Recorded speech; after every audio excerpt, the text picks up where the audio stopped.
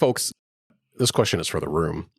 Is Moulin Rouge peak handsomeness for Ewan McGregor? Oh, yeah. Yeah, absolutely. Yeah. Absolutely. Yeah, nothing comes close, right? Well, no. The Revenge of the Sith, Obi-Wan Kenobi, is a close second. And even though I don't like the Obi-Wan Kenobi show, he is quite handsome because he's like, in his 40s by that point in time. But his beard is really nice. He's I was going to say bearded Ewan is top tier, but shaped twink is very close. Yeah. Second. Well, he has both versions in Moulin Rouge. Right. That's true. Because when he's like all mad and depressed, like post the events of the movie, got a really hot beard. Yeah. Like, that's why I'm like, you do get the best of both worlds, just not the like, ruggedly aged and handsome version of him, maybe. Hayley, just the twink version. Can you explain something that you realized about Obi-Wan Kenobi when you were watching either Attack of the Clones or Revenge of the Sith? Yeah, I think it was Revenge of the Sith. You finally clocked the rat tail. Well, no, I don't know. I forgot where we were in the movie. But all of a sudden I was like, man, I'm really attracted to Obi-Wan Kenobi. What is going on? And then I realized, it was Ewan McGregor from Moulin Rouge. So, because I'm a Star Wars fan, but I'm not a super big fan of the prequels. Right, so, right. So, I wasn't super excited, but. From two podcasters way out of their element in discussing a maximalist film that they are not the demographic for, this is Debaser, a film podcast. I'm Jared, and together with my co-host Will, we explore both new and familiar movies to bring you details and discussion about them, all in an effort to debase the films and ourselves. Today's episode, an audacious musical from an ostentatious director that received 8 Academy Award nominations.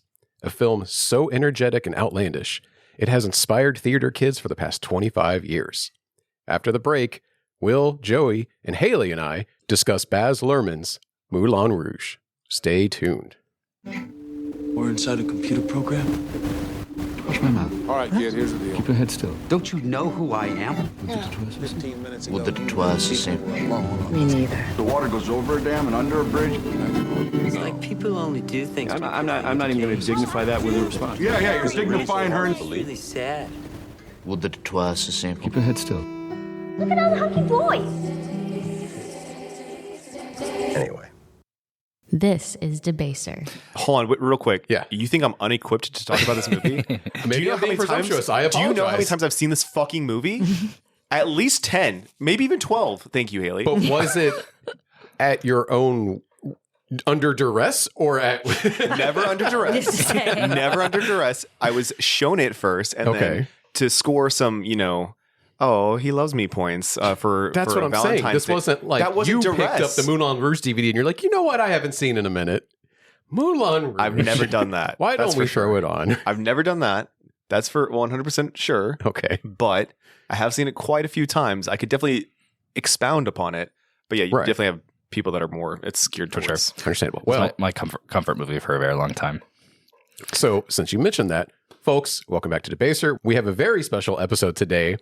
We are joined by a very dear friend of both Will and I. We have our stupendous friend and selector of today's film, the great Joey.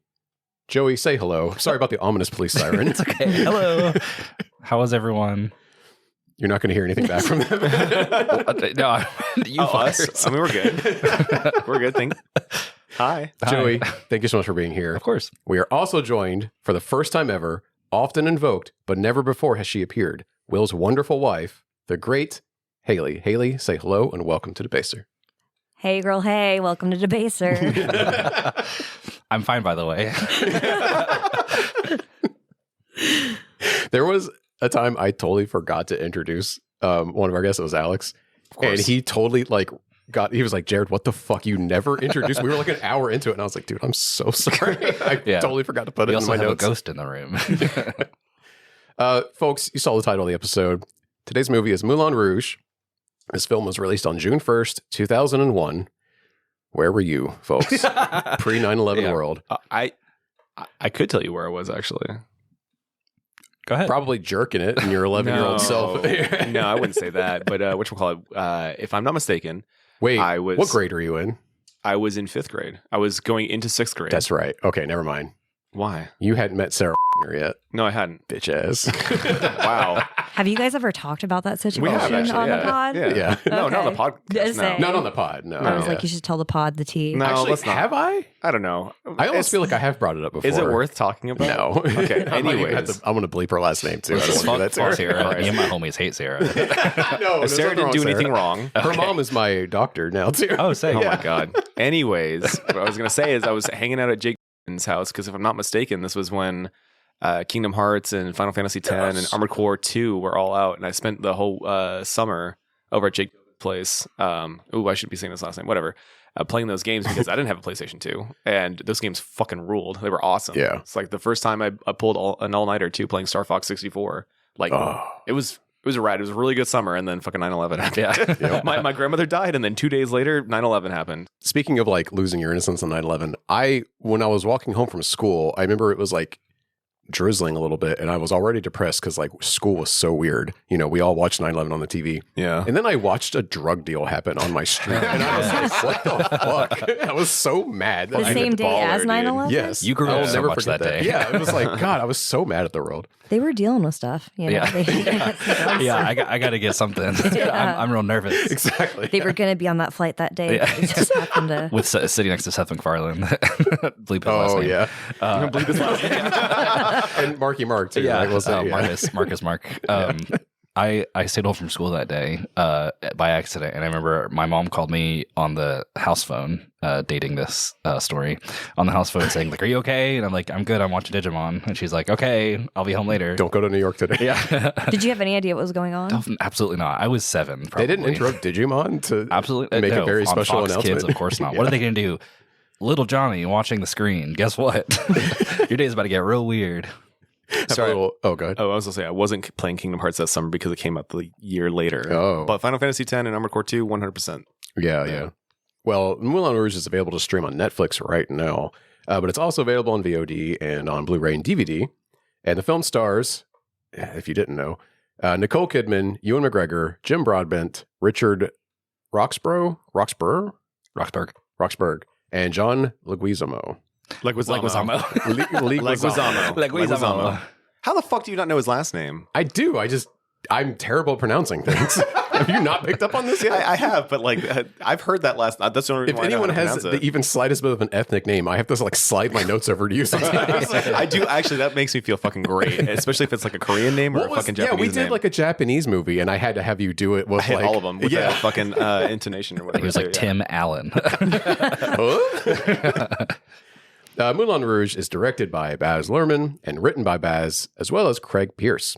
Baz is the director of such films as Romeo plus Juliet, Australia, 2013's The Great Gatsby, and 2022's Elvis. How many of those did you guys like? Most. I thought Elvis was chill. Romeo and Juliet was amazing. He's what? Great. Great Gatsby was. It had moments in it that I really loved. Has a great soundtrack. But yeah. But as a whole, it was okay. I have not seen Australia. Okay, that Great Gatsby is my favorite of those. Haley, of the listed movies, which ones do you like and which ones do you hate? It's a hit or miss for me. I do like Great Gatsby. I do not like Australia. He did Atonement, correct, too, I believe?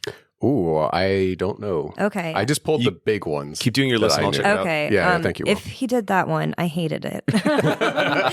Let's not count it. But I of course love Moulin Rouge. Romeo and Juliet. Joe Wright did Atonement.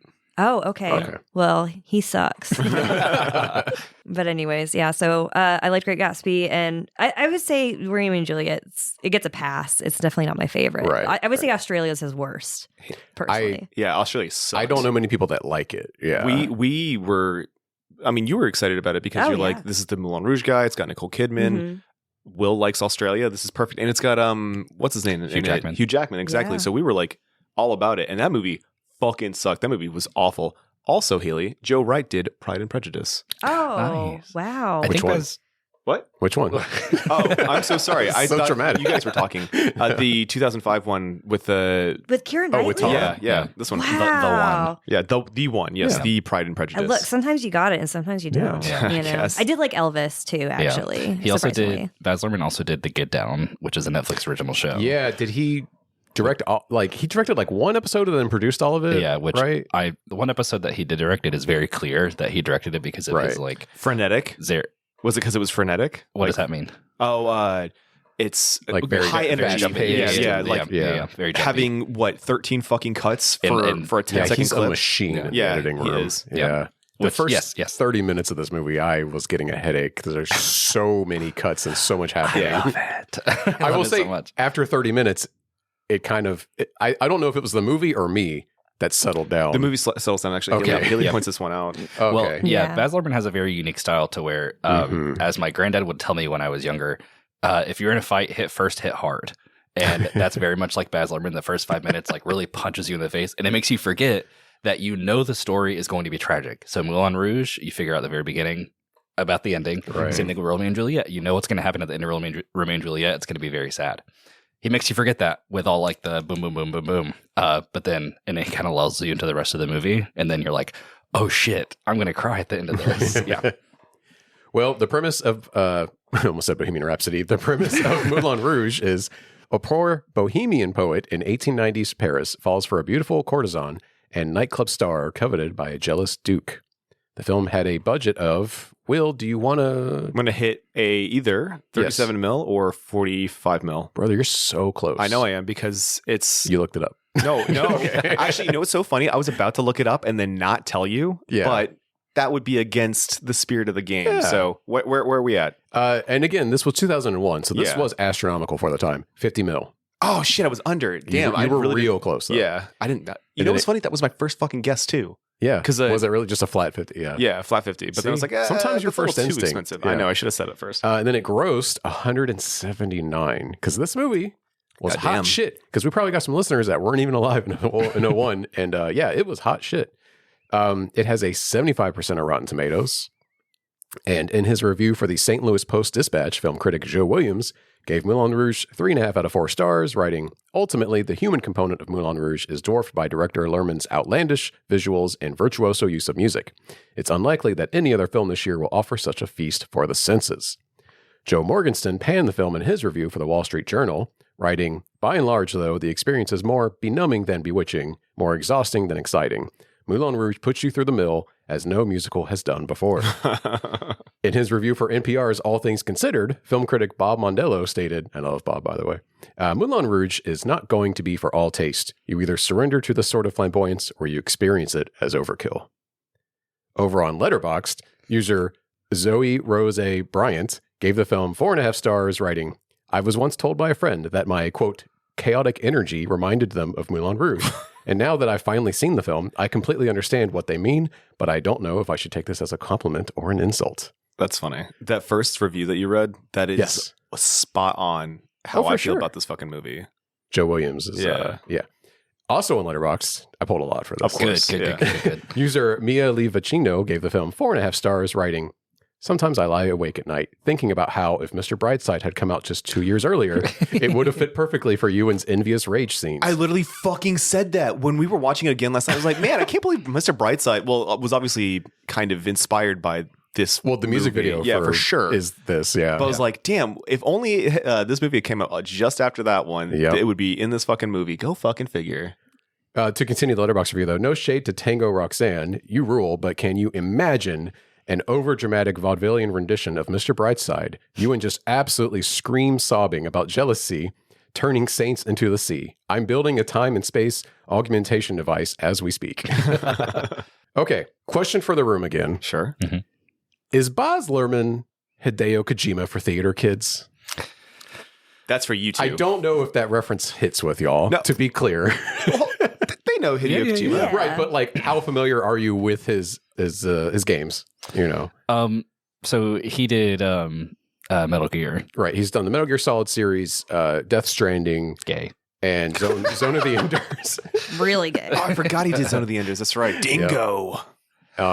I think those are his main heavy hitters. I think it's interesting that you mentioned that because both movies pull a lot from pop culture that is outside of the piece itself. So like we talked about, for example, the Diamond Dogs. Yes, it's both in they both Moulin invoke Rouge Diamond Dogs and in Metal Gear, which are both David Bowie references. Yes, but no, just period. a flat no. Okay, no, fair enough. I think if I think Kojima's a little divisive. People love him or hate him. Baz is it? Oh, okay. I guess so. Yeah. Just kidding. Okay, so maybe so.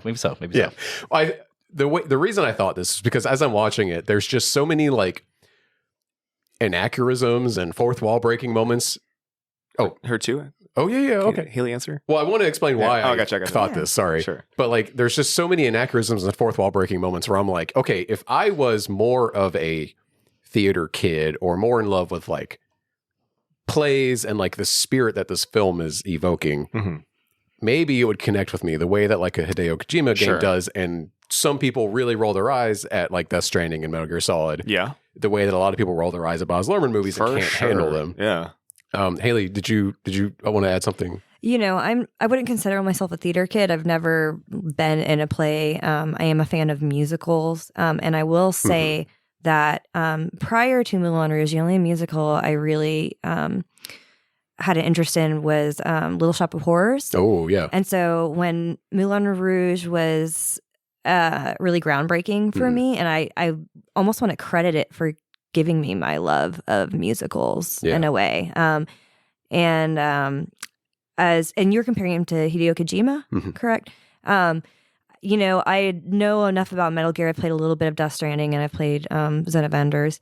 Only in the sense that it can be like so outlandish sometimes, like, you know, melodramatic even too. To me, because like some people really hate that part of his games. Yeah, and I'm just like, but like get into wrapped up into it. You know, like let that sweep you away. Because I think to me, so many video games are just so rote and boring. Whereas like Kojima is like not afraid to like make a grand gesture in a game about like, oh, you need to care about this baby and like its life. And most video games are like, I have to blow up this robot, blah, and it's so boring, you know? And like, I think Baz is kind of pulling the same shit a little bit where he's 100%. Like, yeah, you've heard the story 1,000 times, but he's telling it in such a way that it's just so grand and maximalist where he's throwing everything he can at the screen, kind of, you know? Yeah, it could be, I can see where it could be jarring for people if you're not expecting it. Absolutely. But I think once you know kind of their style, it's a lot easier to kind of get in with that kind of fantasy. Right. So. Yeah. I like what you're saying. Yeah. Cause like, I know Hideo's like work enough now that like, I'm not uncomfortable or like shocked by it. When the weird shit starts happening, like with a guy that has a fucking guitar. Yes. Yeah. When the final boss battle ends with like a giant baby and a guitar battle. Yeah. I'm not like, what the fuck's going on? I like rolling my eyes or being exasperated. I'm like, no, this is actually the coolest fucking shit that's ever happened. Or when a boss reads your memory card. It's like Super Mario Sunshine. Starts making the controller shake around the floor. Yeah. Wouldn't Baz Luhrmann do that though if he made a video game? Ewan McGregor saying, did you like come up with this comparison on your own? Have you seen other people on like? No, I thought of it while I was watching it because I was trying to good like comparison. Yeah, it is. Oh, thank you. Yeah, thank you.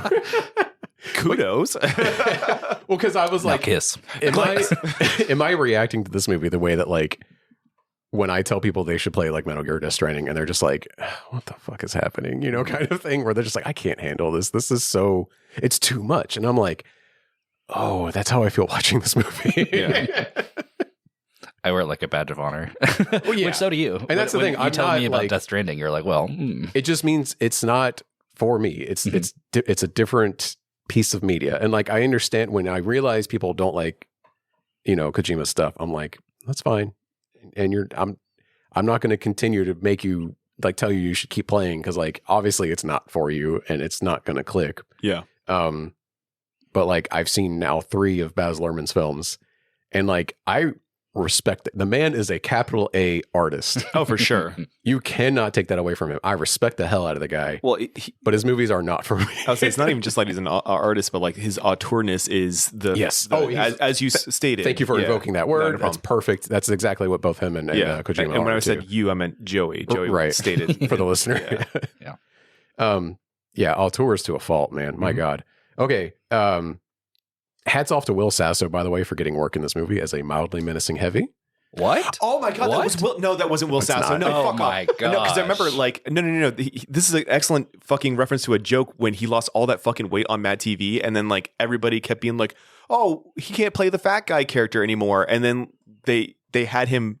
I don't remember this. Dude, okay, yeah. Deep lore. I used to watch a lot of Mad TV. Same. And that's why I'm disappointed I don't remember this. Oh, yeah. So Will Sasso was very heavy, and then he lost so much weight, it was like jarring. He was like ginormous for a while, I remember. And then they not made fun of him, but like it was a constant reference to like he can't do all of his old characters anymore. Right, he got like right. a little bit built and stuff like that. And then it was like maybe 2 or 3 seasons later, he came back and he gained all that weight. I was going to again. say, because I don't think it stuck. No, it didn't. And it's funny because me and Big Will and Brian all talked about Will Sasso's weight change because they thought he wasn't cute when he lost all the weight. And then when he gained it all back, Will was like, there we go. That's what's up. Yeah. Good again. So what's your joke about him being in this movie? The guy that plays the Duke's like assassin. Oh, yeah. Looks exactly like Will Sasso. Okay. It's all I could think of. I was like, good God, that guy looks just like Will Sasso. Jared thinks all bald people look the same. Well, so Jared, did you think? Yeah. Yeah. Did you think that all of the band members were also Will Sasso? What? No. Okay. Haley pointed this out there's last truth night. to this. Yeah. Haley pointed this out last night. She was like, "Why is everybody all bald?" Right? You remember? Yeah, all yeah. like the composers. And I know The why. composer, is he wearing a bald cap? Yes. It looks so unsettling. Yeah, So- his head is too big. So slowly throughout the movie, as they're perfecting the stage show, he is the maestro. Sati, that's his name. Yeah. He's the maestro, and slowly they get more professional. Towards the end, they all look like him, so they're all uniform. shit. So that's on purpose. That makes sense. Okay, I thought Joey, it was.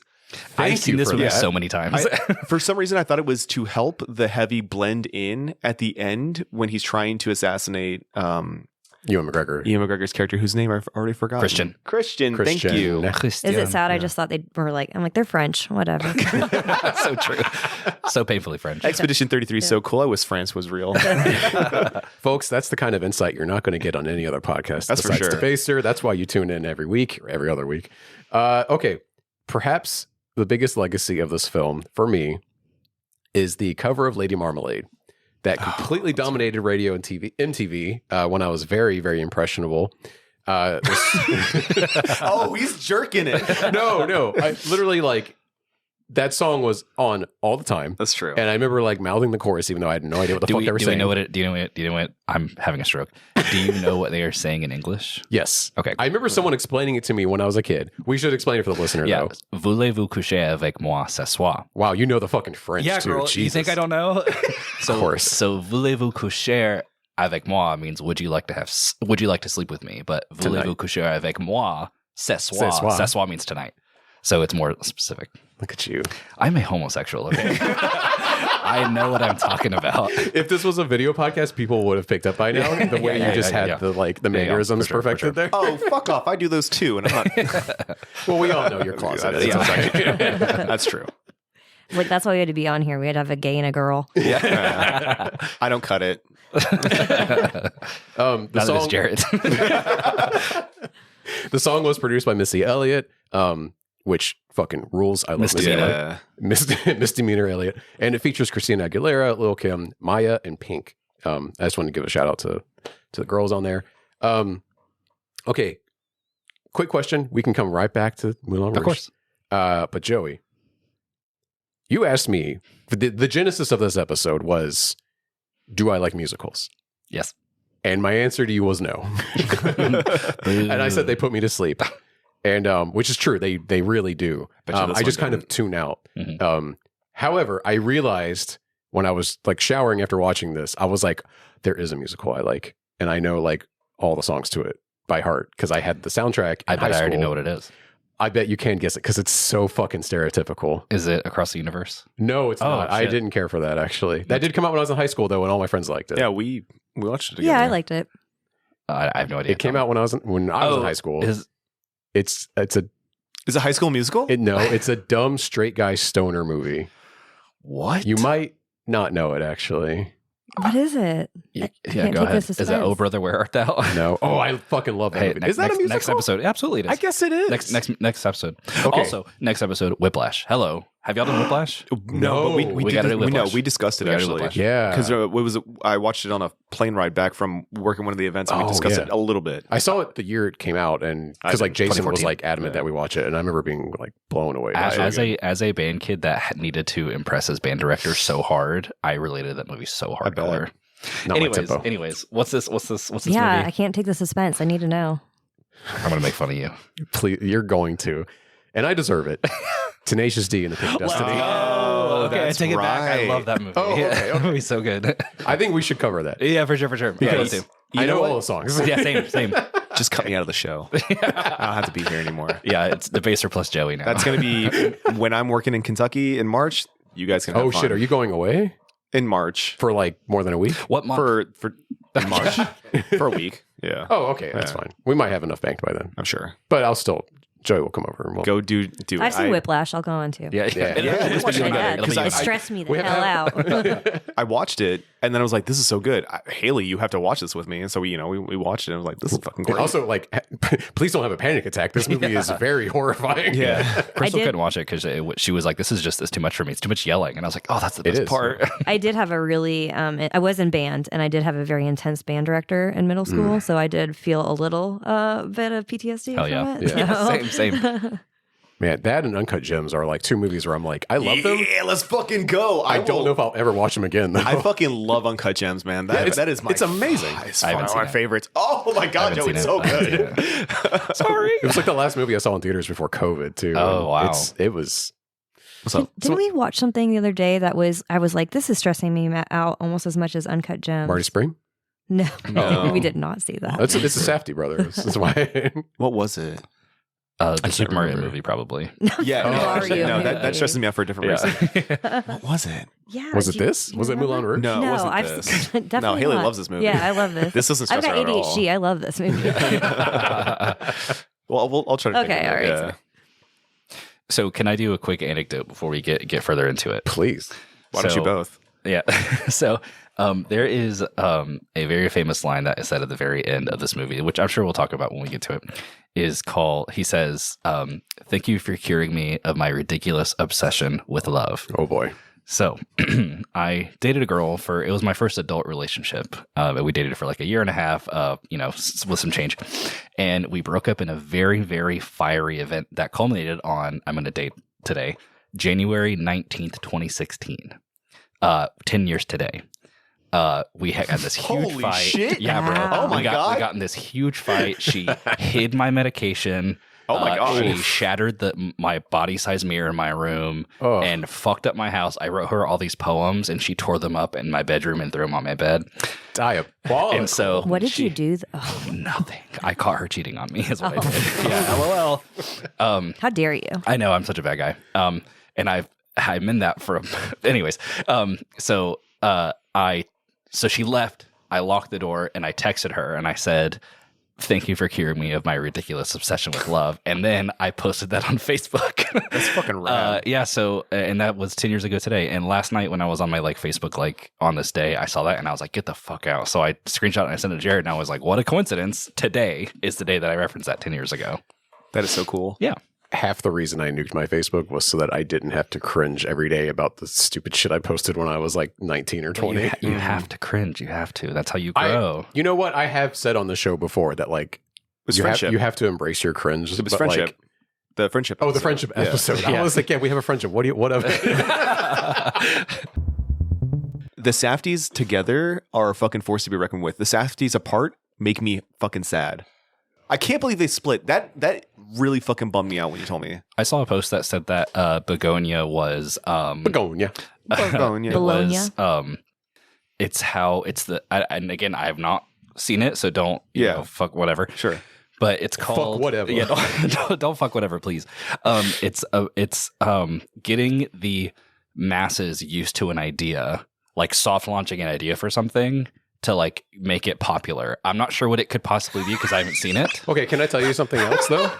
Yes, please. And this actually will apply to you, Haley, also. Oh. I actually recommend you watch the original Oh. Yeah. more than the new one.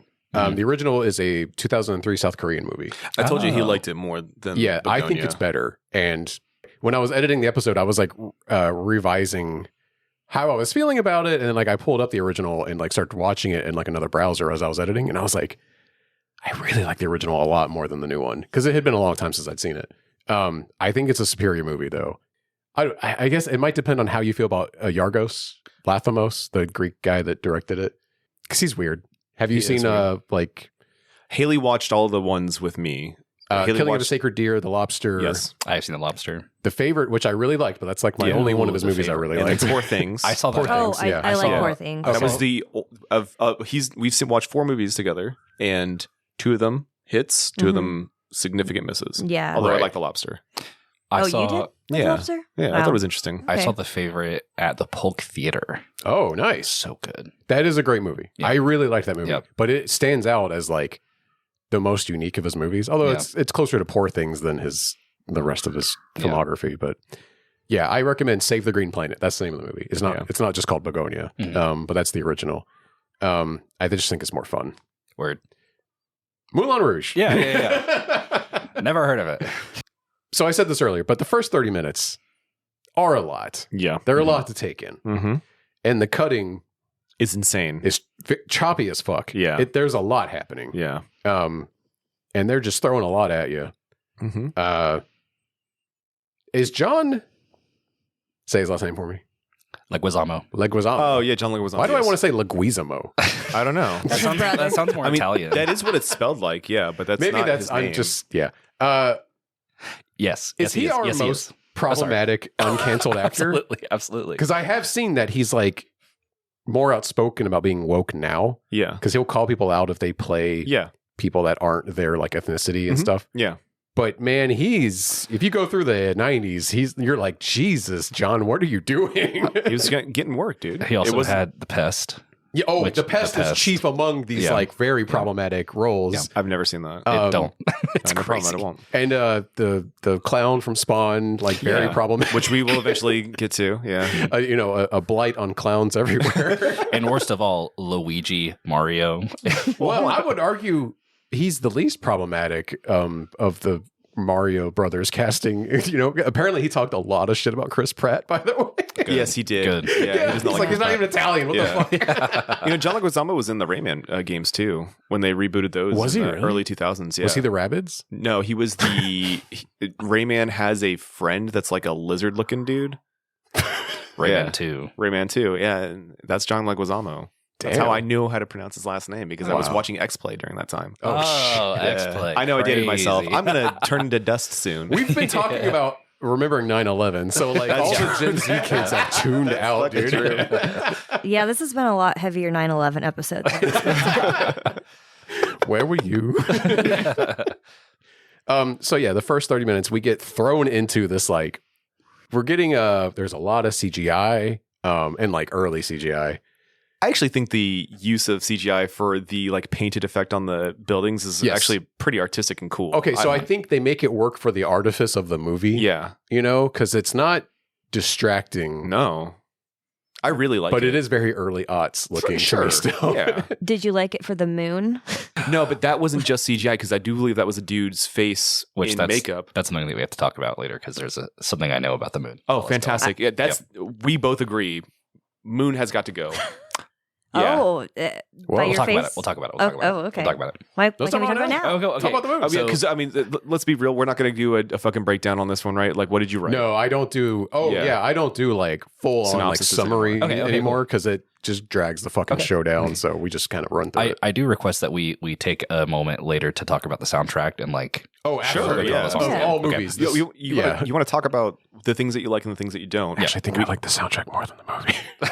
Well, honestly, it's good. Yeah. So there is a popular, it's like trope in French theater that whenever there is, so like on a stage, whenever there's something going down on the main stage, in the rafters, there's often a narrator, and this narrator is always dressed in like all white, and they're usually singing, and they're supposed to represent the moon. There you go. So this happens several times, not only just with the moon in Moulin Rouge, but Toulouse does it twice. Mm-hmm. So at the very end of the elephant scene where it's panning away from Satine and Christian like embraced, you kind of zoom in on Toulouse and he's like up kind of like in the balcony watching him, and he's like singing a reprise for like a second.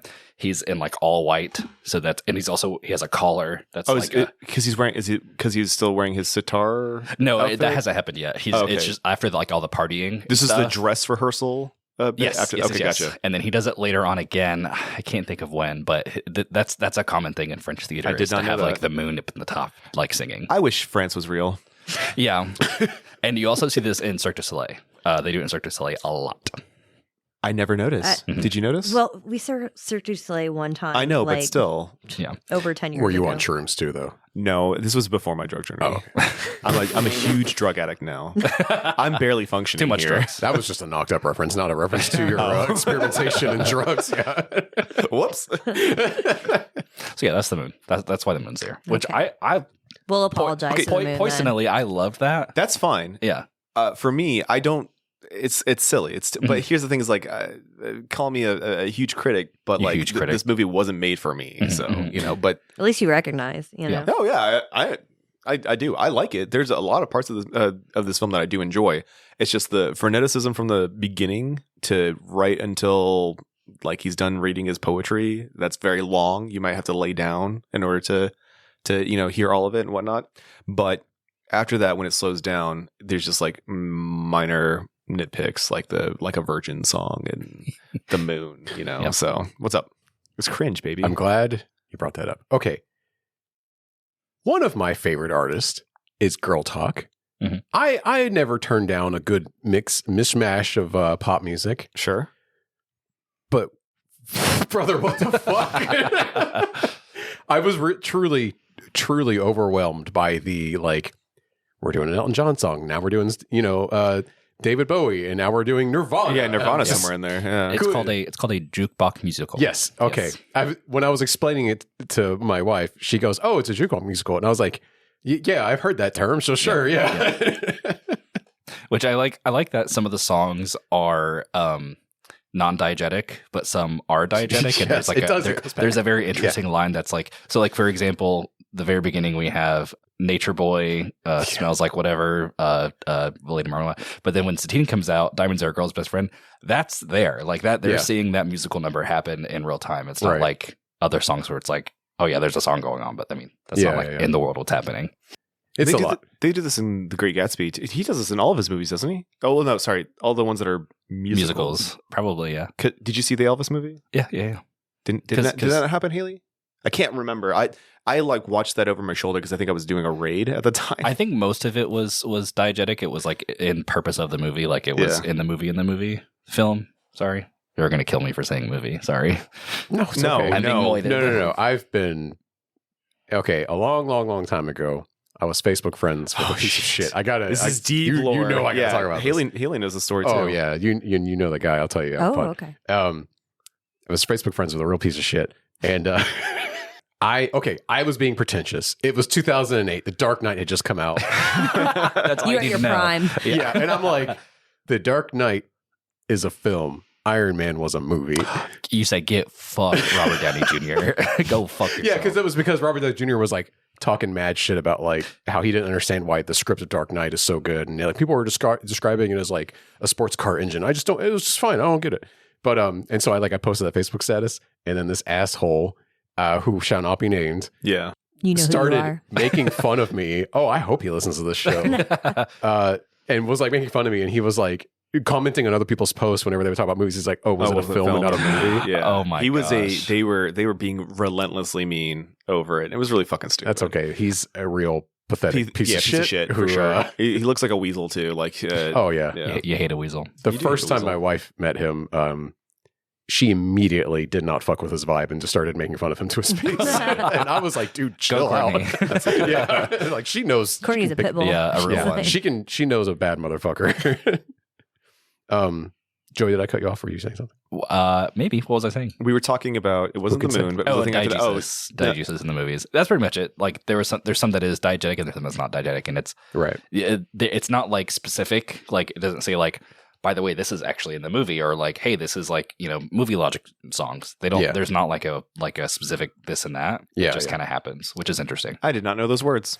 Yeah, diegetic means it happens in the movie because of the movie. So like, for example, in Elvis, he sings songs that Elvis sings because Elvis sang them. Yes. Like people in the film are hearing it. Yes. Yeah. Whereas non-diegetic means the songs are happening, but it's like not actually happening. It's like the score. Yeah. Like not the characters aren't hearing it. You know, it's not actually coming from the scene in the movie. Yeah. So like the Smells Like Teen Spirit. They're not actually singing that song. Oh, of course. Yeah. That's like the vibe. I knew that's what was happening. Yeah. I didn't have the words for it. Like when you said mise en scene or whatever it was, that French term. We're gonna do like a little one-on-one film. Fucking head. Yeah. Oh, hey. My brother in I say film class. Yes, in film class. As soon as, there it is. Yeah. As soon as you said Haley that. and I took the exact same film class. That's why you know so much stuff. Yeah. Who's We that watched a lot professor? of the same Was that movies. Professor Barbaret? Who was that? Cook. Cook. Yeah, Cook. Yeah. Goated. Love that guy. He was great. Yeah. I hope he's doing well. I hope he left the state is what I mean by that too. Friend of the pod. Because he was the head of an department that you're not allowed to teach in Florida anymore. Sociology. I believe it. Yeah. You can't teach sociology in Florida anymore? Yeah, Are they you banned fucking it. kidding me? Do you not know about this? Yeah. No. Yeah. Yeah. Or any humanities that's outside of regular humanities. You're fucking kidding Swear to me. God. That was my favorite class was humanities. Same. You're fucking You can kidding take me. regular humanities if it's like Western, but like African American humanities, Hispanic humanities can't do that anymore. That's right. What the fuck? This is Yeah. America. Thanks, Ron DeSantis. I fucking hate that shit, dude. Yep. And that's been our little political corner Yeah. on Debaser. Yeah. Enemy of the pod, Ron DeSantis. Yeah, that's for damn sure, dude. Dude, on the last episode, I straight up said to throw bricks at ice cars. So Absolutely. and I was true, like, yeah. should I cut that? Nah, just leave it in. I just won't ever work for the government, I guess. It's all good. Okay, we did the first 30 minutes. Yes. This is a 2-hour movie. Yes. Let's hit on... We've talked about Ewan McGregor being handsome as hell. Yes, he is. What do we make of Nicole Kidman in this movie? Beautiful. Yeah, Absolutely. Haley, talk on it. Oh gosh, actually, even when we were watching it last night, Nicole Kidman's such a vibe and a look. Yeah. There's certain scenes and outfits that like changed my brain chemistry Oh. as a younger woman. Yeah. Her makeup alone and the Come What May Snatched. scene. Oh, just snatched. I mean, the fit during the any scene, honestly. I mean, just the costuming was just incredible. Yeah. So She wears a dress real nice. Mhm. yeah, The way she's lit beautiful. is really good too, because like she kind of glows when they hit her with the spotlight because she's got All like, the diamonds and shit. Yeah. Tuberculosis. or even her skin. Yeah. Also, that's for the damn TV sure. is helping. Yeah. TB. She wears TB very well. Yeah. There's a scene where in the very beginning where her and Harold are like, okay, what's gonna impress the Duke? Am I gonna be, suck dick or whatever? Yeah. And or whatever they say. Smoldering temptress. Smoldering temptress. Yeah. So I say that as if I didn't watch it literally last night. So did we. Yeah. So there's so the very next scene she's in her wardrobe, and then Harold's like wife is like getting her in this corset, this red dress, and he's like, everything's going so well. The next scene, she's not in it. She's wearing black. They take it the fuck off Yeah. for like that whole scene was like just for no reason. Also, if you need a list of things to call your significant other or child, this is the movie, because the amount of shit that Harold calls Satine, Yeah, Gosling, Sparrow. chickpea, sparrow, strawberry, it is adorable. I did clock a bunch of those. I really liked Gosling because I was like, Ryan Gosling wasn't acting yet. Yeah. He was a Disney kid at that point. Yeah, exactly. Yeah. He was on the Will, I'm so glad you pivoted to Haley for that, because I was going to crack a joke about how like, okay, the two straight guys should actually be discussing the woman's appearance in this movie. So A, no, that's fucked up. And B, I'm not that high on Nicole Kidman anyways. She's obviously beautiful, whatever, Yeah. but she doesn't do anything for me. Like I think she's a good actress. I enjoy seeing her She's act. baby girl. She is baby girl. That's perfect. Like, well, not even just that. When we were watching last night, I was thinking of the witch movie that you made me watch. Practical Magic. Practical Magic. Yeah. Boom. Yeah, there you Will go. had never seen it. I'd never seen it. And, like, I enjoy her as an actress. She doesn't really do it for me. Yeah, you know? yeah. But like, I think she's great, and she looks good in all of the things that they put her in. Like, my favorite thing that she wears is that big jeweled neck piece That the Duke gives that the Duke gives her. her. I know it's like fucked up because it's preceded by like a horrendous, like almost essay. Oh no, I have act. something cool about that. Oh, necklace. excellent. Do you? Yeah. Essay is So you cool. not know? Cool. You heard it here in Debaser. Jared is pro. But a big cool neck piece, like you don't see those Yeah. very often, and B, like it it looked good on her. I wonder what the jewelry budget for this movie was, and how much did it sink in the total budget? Because Ooh, I'm sure it's a Joey. huge what? Thank you for setting me up. Oh hell Didn't yeah! even realize Go it. ahead, brother. The necklace that Nicole Kidman wore Oh, look at that. was made of real diamonds and platinum. Oh, shit. It was the most expensive piece of jewelry ever specifically made for a film.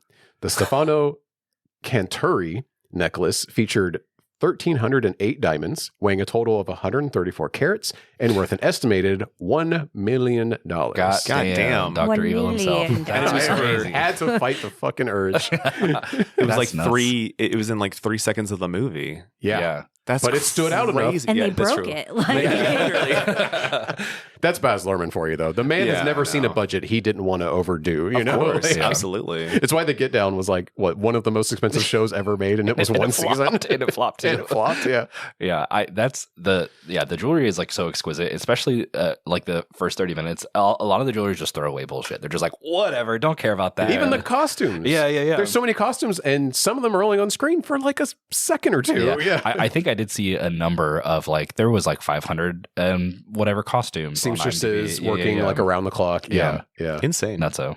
Yep. Fuck, I don't want to jump right into my trivia just yet. I wanted to keep going through the Oh, movie. I've got a topic that I want to ask. Yeah. Actually, Yeah, go ahead. Because I don't know. There seems to be a lot of a talk of like Bohemian. How do you Rhapsody. say? Yes, Bohemian Rhapsody. No, Bohemian like spirit in this. Yeah, they Like, it's evoke, a big, like, big art that they're arty- having a Bohemian Revolution a lot in the beginning. right. And it's, I believe that is it not supposed to be counterculture to like bourgeois? Yes. Okay. So then why? Yeah. Even though the movie feels like the most bourgeois thing. Yeah. That was what I was going to get at. Yeah. Is like in order for them to get art to the masses, they have to collaborate with those that they are antithesis to, and they're aligning with a Or perceived patronage. sure. Yeah. But they're aligning with a production company, like Can Dancers that throw diamonds and shit away like it's nothing. It's the most I was referring opulent. to like the Duke being Right. the Yeah. bourgeois, Obviously, but you have to okay, use his money in order to get your message Yeah, across. it's like I understand. a necessary evil. Right. It's, Right. rainbow capitalism, but in the 1900s. But what I was getting at is that they were using it. It was weird to like really sit there because every time that they mentioned Bohemian and art and all that other shit, it really did just go over my fucking head. Like Yeah. I've seen this, like I said, I've seen this movie like Well, and it came out when you were 11. 11 or 12. So like, Right, but I didn't yeah. see it until I started dating Hayley. Oh, okay. So I didn't see it until 2007. you don't remember when we started?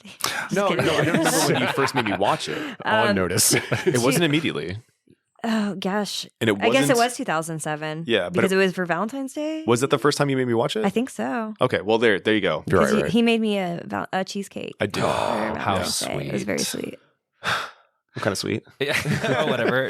But anyways, what I was gonna say is all of that art talk is like in background noise to the actual love story that's being presented. Right.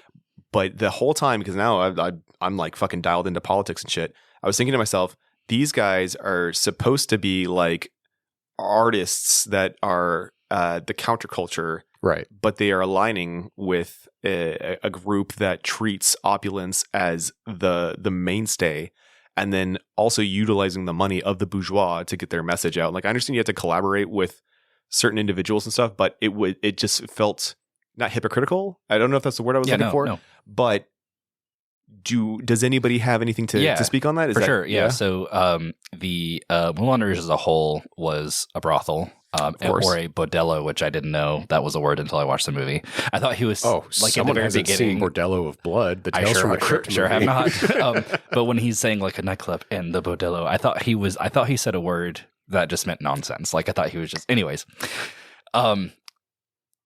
Who is all of the dancers' prime audience, but the bourgeoisie people that can spend a lot of money? Of course, there's Right. The audience is always a bunch of rich old guys in suits. So yeah. maybe these They're dancers, leeching off of them, sure. So maybe these dancers have to portray themselves in a certain way that's like, hey, you want to fuck me because I'm also a rich bitch. Look at their extravagant dresses. Like it's like they take a lot of time to make sure they look pretty and poised and makeup and so on and so forth. They're not presenting as low class. They're presenting as high class. So so maybe they are posing as bourgeoisie to get more money from rich old men like the Duke. Sure.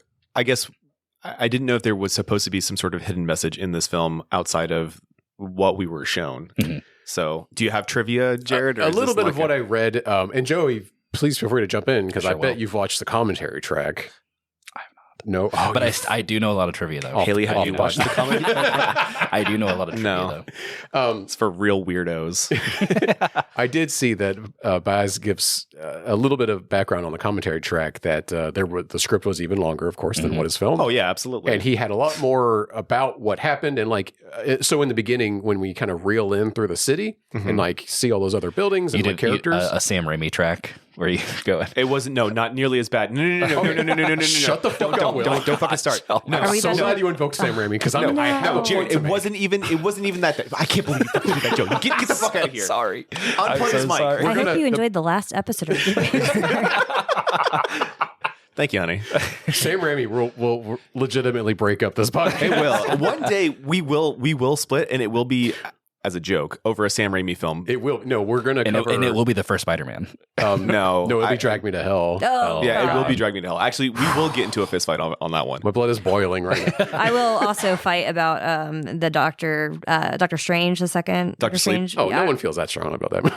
Oh wait, Dr. Strange. I'm sorry. Dr. Sleep. I was like, no. I'm so sorry. That's my bad. But you're right. Before the Sam Raimi, the second Doctor Strange movie was very divisive, and it's disappointing. I was heartbroken. Yeah, I did like about the soundtrack because it was Danny Elfman, and there was a lot of nods in it that I did fuck with. Yeah, I liked when it got weird. Yeah. Oh yeah. Like when the zombie Doctor Strange shows up, I'm like, that fuck moment. This is Raimi doing Raimi shit. There's a Will's over there nodding, or shaking his head. He was the same way. This is 50-50. I'm not going to call her out, though. I hate you. Your wife is sweet and innocent. Okay? I hate you. Wow, holy shit. Yeah. Tell me how you really feel. The truth comes out. I know. Okay. Anyways. So we're going through the city, rolling into the city, and we're seeing all these other like characters, and it feels like it's setting them up, and like, oh, we're going to see more than just like the Moulin Rouge. There's these other places. Yeah. That was in the script originally, and there was going to be more about how like TB is kind of sweeping through and like ruining people, because you also see how a bunch of people are sick at the end too. Yeah, or at the beginning actually. But it's in media res is the term. And also there was a whole subplot about Nicole Kidman having a 3-year-old daughter. And there was a plot device that Ewan McGregor's character is like explaining the plot of the film to her originally. Okay. And he's like, he's raising her and telling her like, this was who your mother was and this is how we met and stuff. Okay. All kinds of like other stuff that got cut out. But yeah, there were a lot more characters and more background on the city at large originally in the script. Obviously had to get cut down because this movie is already 2 hours long, overstuffed with things. It's like 2 hours and 7 minutes. There was also a content that was a love triangle between Toulouse, Satine, and Christian, and they were supposed to be like almost a throuple, which is you can see that bleeds in because whenever they were rehearsing lines in the kitchen in his hotel room, Toulouse is like laying down with a Satine and like, no, it's my part. I have to read it, and get like lays under the close to her. Oh, that's right. Yeah. That's still kind of in there. Yeah, he's like cooking for them and everything. Yeah. Which also, listener, Toulouse was a painter in the 1900s who was a dwarf. Oh, he was a real person. He was a real person. I was going to ask. He was a dwarf. You were talking about the Moulin Rouge earlier. Was this a real place? Absolutely. Okay. Absolutely. It still is. It still is. Oh, for real? It is. Still there. Damn. Me and Haley are planning to go there when we go to France. Obviously, it's not a brothel per se anymore. It's like a museum now. No, actually, it's more like an entertainment. Like, imagine the Rockettes, but with their boobs out. Like hell yeah, cabaret theater. Cabaret, Okay, very much cabaret vibes. Sick. I actually looked up the price last night and everything because we are planning on going to France for like my 40th birthday in a few years. So. Damn, my uncultured ass. Yeah, it is definitely a real place. Yeah, you can have dinner there and everything. Really nice. Oh, wow. It looks fancy. And Toulouse was a very frequent patron of the Moulin Rouge, and a lot of his paintings are inside the Moulin Rouge, of That's like very dancers cool. inside the Moulin Rouge. He was a dwarf, and the way that John Leguizamo portrayed this dwarfism is simply just standing on his knees. I figured. Yeah, just like Little People, the Gary Oldman movie. Yes, where he just kind of put his arm back a little bit. Yeah, with Kate Beckinsale, crazy. Yeah, wild thing. Yep. Did not get wide released. Was this the last time on film that's happened? Because like 2001 feels late for even that. Had to have been. I sure hope so. Yeah, yeah, Also, very crudely. I don't know if the continuity editor was like asleep or something, but there's a scene where Toulouse is like leaving the room because like Christian just yelled at him, and he's clearly like standing regularly because the doorknob is like below his waist even when he goes to leave. And I'm like, I know that wouldn't be. Come on, Baz. Where were you, Baz? Wake up. Call Cinema Sins. I've got some more for them.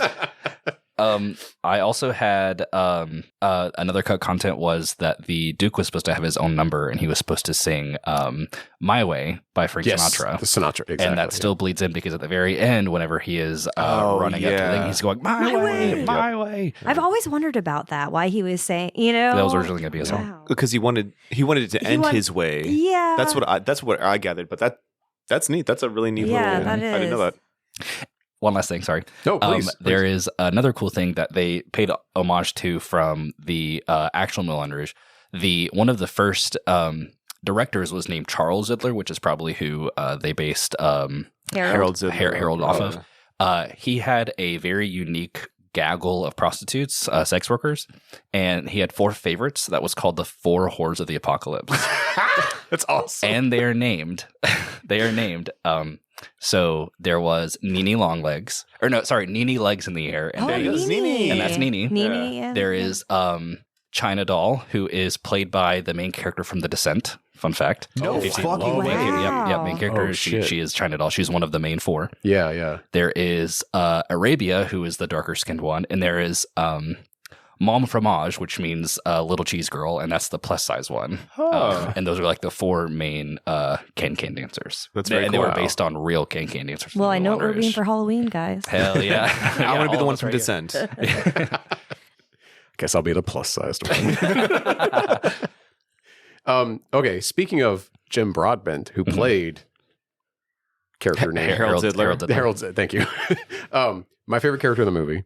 Amazing. Really? Yes. Oh, he's doing so much. I can't fucking stand him. I cannot stand him. I was magnetized every time he's on screen. Oh, no. I was initially repulsed during the big, intro number. But then I was like, I can't take my eyes off this guy. He's doing so much. Yeah, and he's like a different person in almost every scene. Sure, I get that, but like, no, I cannot fucking stand him. Unbelievable. Like, I'm sorry. Well, we have more disagreements to get into after this. But my favorite line of his is whenever they're doing Spectacular, and he goes, add our fix at 10%. Yes. You must agree. That's excellent. I love that so much. It's so funny.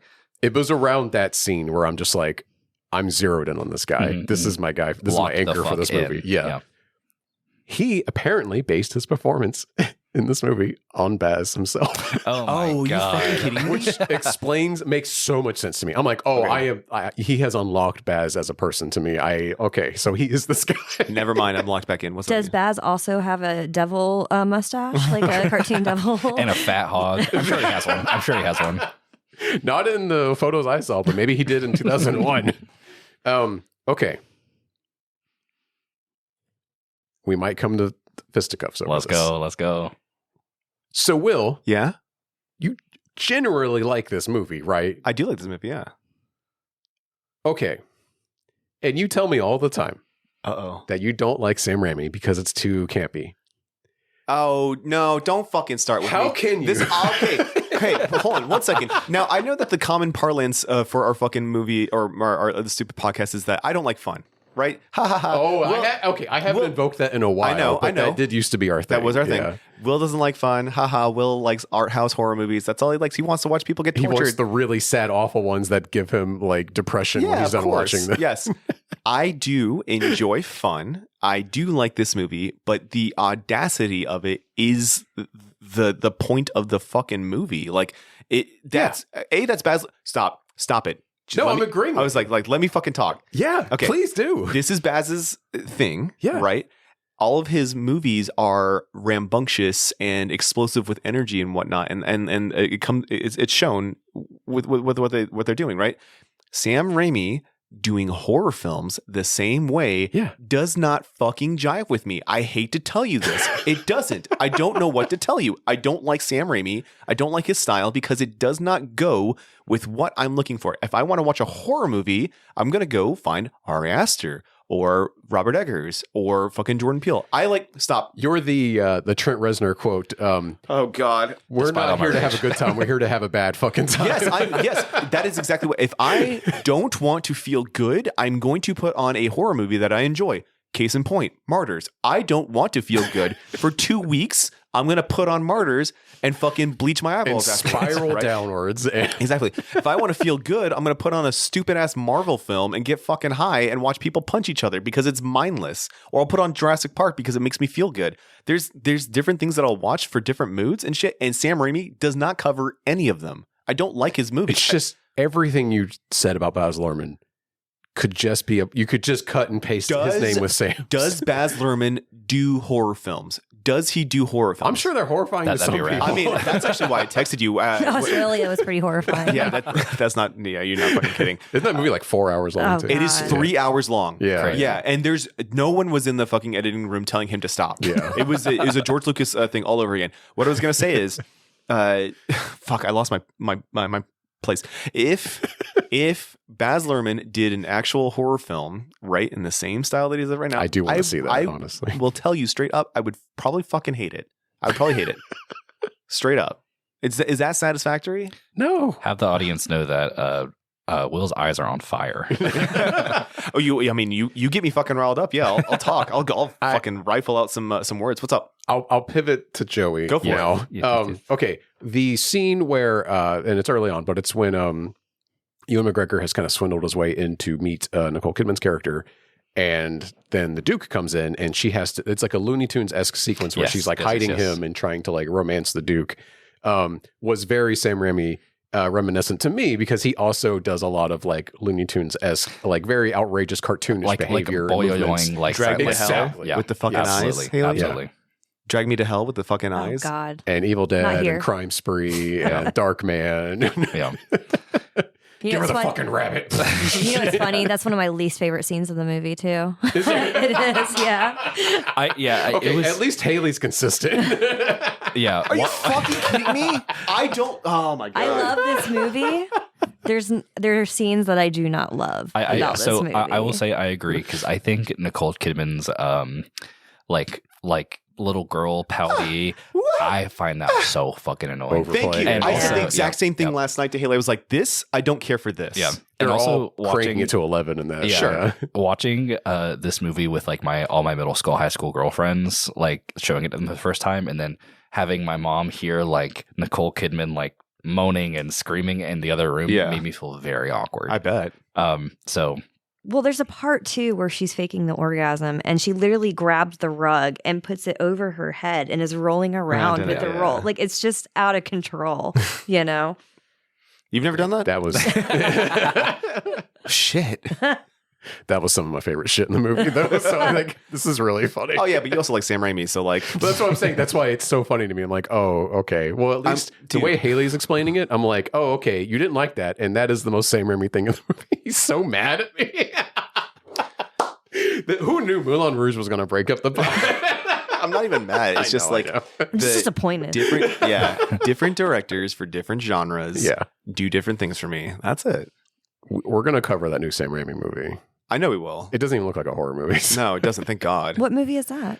Is it called Send Help? Yes, it's the one where the lady gets stuck on an island with her Rachel McAdams. Rachel McAdams. Yes, God, I love her. You know, I was slightly interested in that, and now I am not. So knowing that Sam Raimi. Oh, you didn't know Sam Raimi? No, I didn't. I thought we watched the trailer, and then Sam Raimi popped up, and we're like, "Well, I don't want to see this at all." Yeah. God. Okay. What have we missed? Can we talk about El Tango de Roxanne? Because to me, that is the strong. That's my favorite scene of the movie. Yeah, Absolutely. that was before I even watched the rest of the movie. My sister just showed me that scene, and I was just blown away, by it when I was younger. And even now, still watching it, how many years later, I still think it holds up as one of the most infamous scenes in a musical. Do you think that Jared's Letterboxd review, where they said, "Well, what if was it Mr. Brightside. Mr. Brightside had come out?" Yeah. Do you think that would have gone harder if it was Mr. Brightside? No, Okay. I love Mr. Brightside. Don't Yeah, get me wrong. I know you do. That's why I was I'm a asking. diehard Killers fan. We're white folks. Yeah. But yeah, exactly. We are. Yeah. Yeah. I feel like that song was too upbeat for Tango de Roxanne. Okay, that's fine. Yeah. But that being said, I still would have liked to have seen it because that would have been cool. But you go ahead. Yeah, no. Oh please, no, please talk. you go ahead. So, yeah. One thing I really love is clever exposition. and clever backstory. And the narcoleptic Argentinian we know nothing about other than the fact that he is Argentinian and narcoleptic. And then we discover that he is from Buenos Aires and he has a thing for prostitutes because that song is about a prostitute that, the number is about a prostitute that he falls in love with and ends up killing. The very end where Nini is being passed around from person to person and then finally he breaks her neck or whatever. He like slits her throat and she falls. That is like him retelling a story from his past. Also, after the elephant number, where it turns like everyone's partying in the apartment, they're like, "Oh, it's a new generation." Da da da. Whatever. He is lying down on the floor with a prostitute, like whispering to her, and like he's falling into these old like habits. Whatever. Yeah. And then he repeats this again with Nini later on. I think that is so clever because it has like this like subtext. And also Ewan McGregor walking out screaming to the heavens. And this isn't in the soundtrack that you can buy. You can only see this in the movie. When it's cutting between the Argentinian and Christian, and then in the balcony with the Duke. Yeah. He is also singing it. And he is screaming it in Satine's face. Yeah. That's not in the soundtrack that you can get on Spotify. That is only in the movie. And I think that itself is so powerful because really, I'm getting chills right now just talking about it. Oh. They are both having similar emotions. Like Christian is jealous and he's like, why does my heart cry? Feelings I can't hide. So is the Duke. And like the opposite end. He's like, you are promised to me and you're cheating me. And all this money I'm giving is for fucking nothing because you are in love with this fucking poor asshole. Yeah. And like, he's screaming at her and like, oh, it's so crazy. And then he bites her on the shoulder. Fucking weird. Well, he is a weird guy. He is a weird dude. Yeah. So he's you also don't do that? oh fuck. He's also in. I wrote this last night. He was in League of Extraordinary Gentlemen. Stop. He was who? He was M. That okay. I thought he looked familiar. I should have cross-referenced him M. on TV. Fuck! I didn't know that. Because I watched y'all's episode of that a couple weeks ago, and I loved that movie when I was a kid. Yeah. And Will too. That's why I covered it. Yeah, and he was M. I had no Also, idea. I'm almost positive that he was the inspiration of the Duke of Wesselton from Frozen. They look exactly like. They have the same little tiny little voice. I'm almost positive. Yeah. And also, I think it's hilarious that the person that saves Satine that's in the Gothic Tower is a black man who is one of the only black people in the entire movie. And his name is Chocolate. Thank you. Yeah. Joey, that was one of my bits. Yeah. I was like, there's one black character in this movie. His name is Le Chocolat. Yeah. And then he just shows up out of nowhere during the sexual assault scene and just fucking decks the Duke. Absolutely. Which, like, thank God, but it's giving a little magical Negro. And it's like, okay. You know, you're absolutely right. Absolutely right. No shit, dude. When they said his name, I was like, I forgot about this. And I looked at Hayley, I was like, that's fucked up. We can't be doing that. Also, they have, crazy, like ableism and like diversity in film. Oh, yeah. This movie is full of problems. Which is, it's so crazy that 2001, they got, right? Yeah. Come on. It's so crazy that they got John Leguizamo to play a dwarf, but then they have an actual dwarf playing one of the dancers. Sex worker. Yeah. It's like my brother in Christ. I do think one of his stand-ins was also... is dwarf the preferred or little person nomenclature? Okay. I mean, if you have I thought it was little person, but I wasn't. I mean, whatever. We're going to get letters. Yeah, that's either okay. way. That's okay. I'll take him. Who listens to this? Yeah. Me. Thank you, Joey. Oh, and you do too, Hayley. Thank you guys for listening. The people on the show listen to the show. That's true. I'm going to write a letter. So the other Gothic Tower scene was Like a Virgin.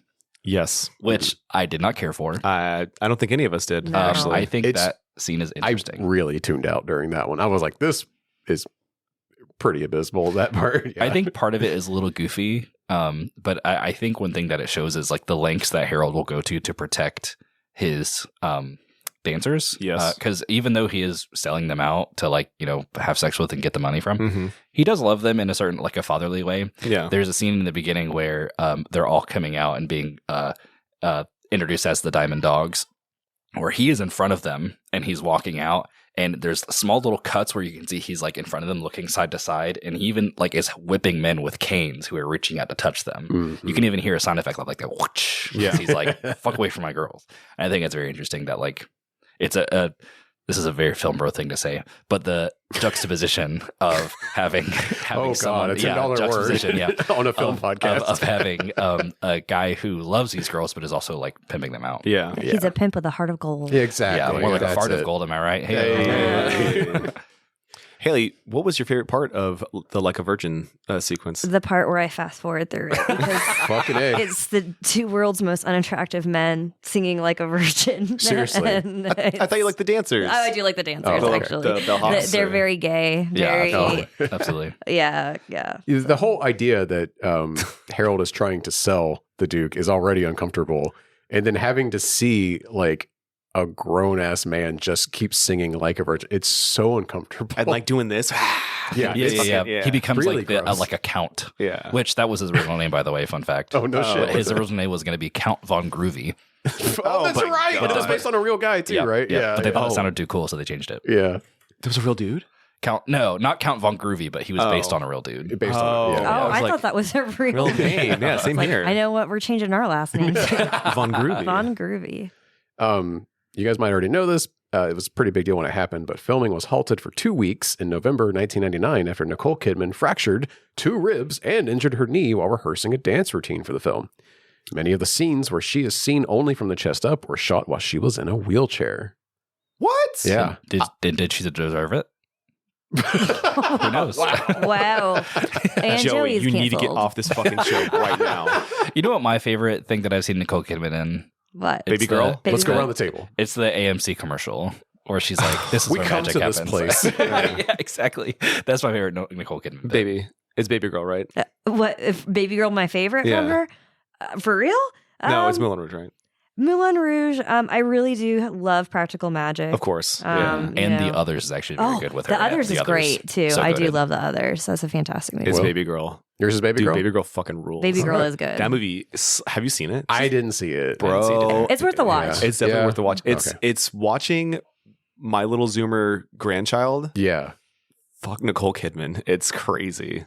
Okay. Not even kidding. The guy, It feels a little incestuous. the guy that they have like taming Baby Girl essentially. Yeah. He's reminds like, me he's so like much. very young, right? Yes, he reminds me so much of this fucking kid that looks up to me, Oh, I see. and it's just so funny. There's one point when we were watching Baby Girl 2, I literally like spat my drink out because Yeah. I was like so taken aback. It was rad. It's fucking rad. My favorite Nicole Kidman performance is in Eyes Wide Shut. And I think it's the sexiest I've ever seen her. Let's to be honest. Oh. Yeah. I wanna- Okay, thank you. Good pull, I right? do Yeah. love that movie, and Will Yeah. has not seen it and been Yeah. telling him I want to watch it Yeah, with we him. gotta. You wanted to rewatch that. I do. That's like I do. Kubrick's like last film, right? Yep. Yeah. He died Before he killed shortly himself. thereafter. Yeah. well, Well, before he sent himself did to the they moon. get to him? Yeah. Okay. No, I'll save it for that episode. I don't know. Like, I'll just say it. I'll cut it out if it's not important. Someone has to. I just saw a thing the other day about how the way that movie ends, apparently they're giving their daughter away to these 2 guys that were in the What? cult. Do you know about this? I didn't No. get that from the movie at Watch all. it again. It I straight mean, up is we're happening. gonna. So while they're in the store, like looking at toys with their daughter, and then it ends with like Nicole Kidman looking at Tom Cruise and being like, "Tom, we need to do something." He's like, "What?" She goes, "Fuck." Yeah. And then there are 2 guys that are in the store with them that you keep seeing in the background, and you see them in like the cult rooms or like earlier in the movie, like during the orgy scenes and stuff. And they are like, the daughter walks over to them and goes with them. And that's the last time you see her in the movie too. Holy They're shit. giving their daughter, and it's like they're all turning a blind eye to this stuff. Oh my god. Yeah. I saw a thing that pointed this out, and I was like, "Oh my god!" And it's like, yeah, the actors are straight up the same guys. Like they're reusing them on purpose because, like, and it's kind of like True Detective kind of does this too, where there's a lot of like weird stuff that keeps showing up, and like there's like that scene where Marty's, or is it Marty? Well, Marty, the one with the kids. It's been a hot minute since I've seen that movie. He walks for into her sure. room one day, and she's got a bunch of her dolls like standing around watching to like people in the middle, and then you realize that's what's happening on the tape that Rust steals later from the cult. Mhm. Where there's like, oh, there's just all this weird shit happening in the background that like it's not making the main point of focus, but then it just creeps you the fuck out when you realize Yeah. it. That's crazy. Dude, that freaked me out. We have to cover that movie. Haley, you're gonna have to point that out to me when we watch Yeah. it. I was like, I know exactly what scene you're talking about Yeah. too. That is just wild. I know. I missed it. It's been a while since I've watched it, but Yeah. I must have just missed it. I thought it was just some like, you know, YouTuber or whatever, like blowing smoke, just making up. And I looked it up more, and there were people being like, yeah, no, this is like a legitimate interpretation. Like people have been speculating about it. Because that movie there's so much speculation about it. Because like it's can see why. Kubrick, so there's a lot of hidden shit in it. And then he died like right after it came out. Like he He's working didn't on get to AI, promote right? it. Yeah. Yeah, he was working on AI too. Yeah. But yeah, he barely got to promote Eyes Wide Shut before he died. And there's a lot of like conspiracy Conspiracies. theories about Yeah. how like, well, he got too close. They got him. Illuminati got him. Yeah, exactly. But when you watch that movie, it's very creepy. Damn it, Netanyahu. Yeah. It was before a hot girl got to drop him from the sky. So That was a good one, right? Charlie Thank you. Hey, don't do that around my son. I'm gonna start fucking singing it. oh no, does he know it? He Yeah. does because of the memes, and he sang it in front of one of my coworkers the other day, and Ezra I is was Charlie Kirk. horrified. Yeah, we're like, we don't subscribe to that. Yeah, That's crazy. That's my fault. we just like memes. Years ago, I had a guy inspecting the house, and I made a joke about, because we were talking about like fire damage and stuff, and I made a joke about jet fuel doesn't melt steel beams, yeah. and he goes, "What?" And I go, "Hey, you know what? Never mind." I thought we were close enough in age, and I was like, "He knows this joke." Yeah. And then he's like, "What is that?" And I was like, No. Oh, I can't do thought that. he was going to give you his type 5. He was going to be Yeah. like, if you have a second. "No." Can he I just like point- was like prodding me to explain it, and I was like, "It's never mind. There's like layers of irony, and like I can't even explain this. I'm so sorry. Like I don't actually subscribe to this idea." What do you say? Can I just point out that you brought up 9/11 again? I can't keep getting away with it. Somebody good. stop him. Debaser is really at its heart, at its core, is A a 9/11 show about the truther. trauma of 9/11. That's true. Yeah. Moulin Rouge. Moulin Good Rouge. movie. Is there anything else that we wanted to expound upon on this? Soundtrack, maybe? Oh, yeah, you guys can talk. Soundtrack. All right, so we open with Nature Boy by, I don't know who does it originally. I know on the soundtrack it's done by David Bowie. I'll take a look. David Bowie and Massive Attack. Okay, anyways. Wow. Okay. I'm kidding. Thought you would I appreciate actually that. didn't know that. Nat King Cole. Nat King Cole. Interesting. Crazy. I didn't know that. Or, no, sorry. The King Cole Trio. I'm so sorry. Yeah. That's saw two King- very different. I saw King Cole. Canceled. I know. Go ahead and shunt me out the fucking airlock. I saw King Cole. And I was like, haha, I can just raffle this off real Yeah. quick. Yeah, sorry. The King Cole Trio. And then we go into not the Hills Have Eyes. The Hills Are Alive with the Sound of Music, yeah. which when I first saw this movie and that part that happened where Christian goes, "The hills," I was like crying. I was like, this is the best thing I ever watched in my entire life. And then so Absinthe happens when they go freedom, beauty, truth, and love. That's from a song called The Children of the Revolution. When they go what is it? It's one of the songs that's in there. Isn't Yes. it a Bono song? Song by T-Rex. Yes. Oh. Yes, that's geez. originally. Yeah. Okay. It's- I've got the Google up, so I'm Yeah. Thank you. yeah, no problem. And then the Green Fairy joins in, who's played by Kylie Minogue. Fun fact. And was originally voiced by, but they only left in the scream, Ozzy Osbourne. Osbourne. Which would have been fucking rad. Yeah, where you hear that, that's Ozzy Osbourne. Yeah. Rest in peace. Rest in peace, Ozzy Osbourne. So then we go into Oh, the... yeah, that's right. he's dead, right? I forgot he just died like 4 years ago. Yeah. So then we go into the nightclub, and then they do Lady Marmalade. They do... Best song in the movie for me. they do... Because Smells we Like can? Teen Spirit. Oh, that's right. Yeah, bing, bing, bing, bing. Then they do Cause You Can by Fatboy Slim. And then Quick note on yes. the Smells Like Teen Spirit, by the way. Baz Luhrmann originally hired Marilyn Manson to perform that song. really? Yeah. Fuck Marilyn Manson. Yeah, he sucks. Oh, And yeah. if you want to know why, just Google him. But also, Courtney Love was very angry about this and has had a long-standing feud with Marilyn Manson. And defend Courtney Love. I've always been on her side. Protect Courtney Love. Hole is a great band. But anyway, she was very upset It's a about great this. movie, too. And also, she was almost in this movie. She did audition for Nicole Kidman's part. Oh, no I'm glad you shit. didn't get it because the That'd movie be a would very have- different movie. I You know, feel like. Courtney you know Love who in originally it. was going to be Christian? Who? Heath Ledger. That's right. Oh, no. I actually wouldn't have been Heath Ledger. mad about He was that. a little too young, Baz said. So okay. that's Yeah. why they Even won't though view it. we're Also, people that people that auditioned for Toulouse was Alan Cumming Oh. and someone else. I forgot who the other person was, but Alan Cumming was one of them. No, he That would've been rad. probably gotten it. And then John Leguizamo was really going to be the Argentinian, but then okay. That's they right. switched it around. But yeah, so Courtney Love was furious about the Marilyn Manson thing because she did not like him, and history has proven her right, by the way. So she was able to evoke a performer approval clause in her contract because she owns the rights to Nirvana songs. I think now it's actually been given over to her The daughter. Frances. yeah. But anyway, she was able to force production to find a different band to re-record the song before it was officially released, and they had to go with like a unknown band like last minute. So Marilyn Manson does not appear on the soundtrack. Thank God. Mm-hmm. One less canceled person on the movie.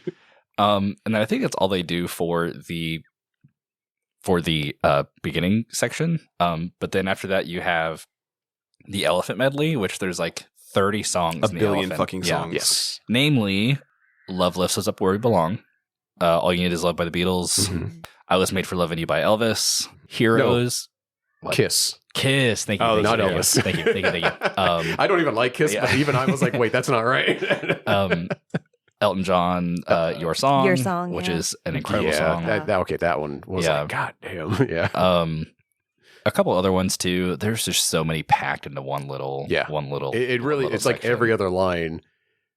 And like, I kind of rolled my eyes the first time, but I was like, all right. Yeah, Because there's just so many good songs like crammed in there. Yeah, and then I Will Always Love You by Dolly Parton / Whitney Houston. Yeah, that's right. And then they do Like a Virgin's next, and then On the soundtrack?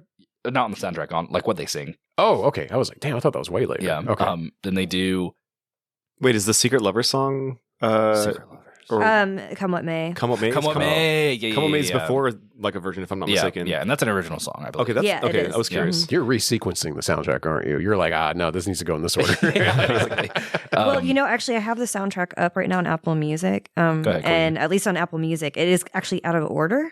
Love that. It doesn't. Oh, yeah. It's not listed as it appears in the film. Mhm. So, Like a Virgin, and then it's Roxanne, and then the Why Does My Heart Cry? I think that's original too. I could be wrong. Haley. that I'm not sure, to be honest. Are there any original songs? Because I know Come What May. Come What May. Come What it May. couldn't get nominated at the Academy Awards for Yeah. original music because Oh, sorry. the one song that they were thinking about putting forward was actually written for Romeo and Juliet. And Yeah, so it that's didn't Come What count. May. Come What yeah. May, Oh, yeah. that's what it was. Yeah. Okay. Say One Day I'll Fly Away. That's credited as Nicole Kidman, so I don't know if that's an original. I think as so. Well, yeah. Which funny story about that? When I was in marching band, there was one of my first ever competitions. One school did their halftime show was One Day I'll Fly Away, and it was supposed to be that song by Nicole Kidman and also the Christian like Fly Away.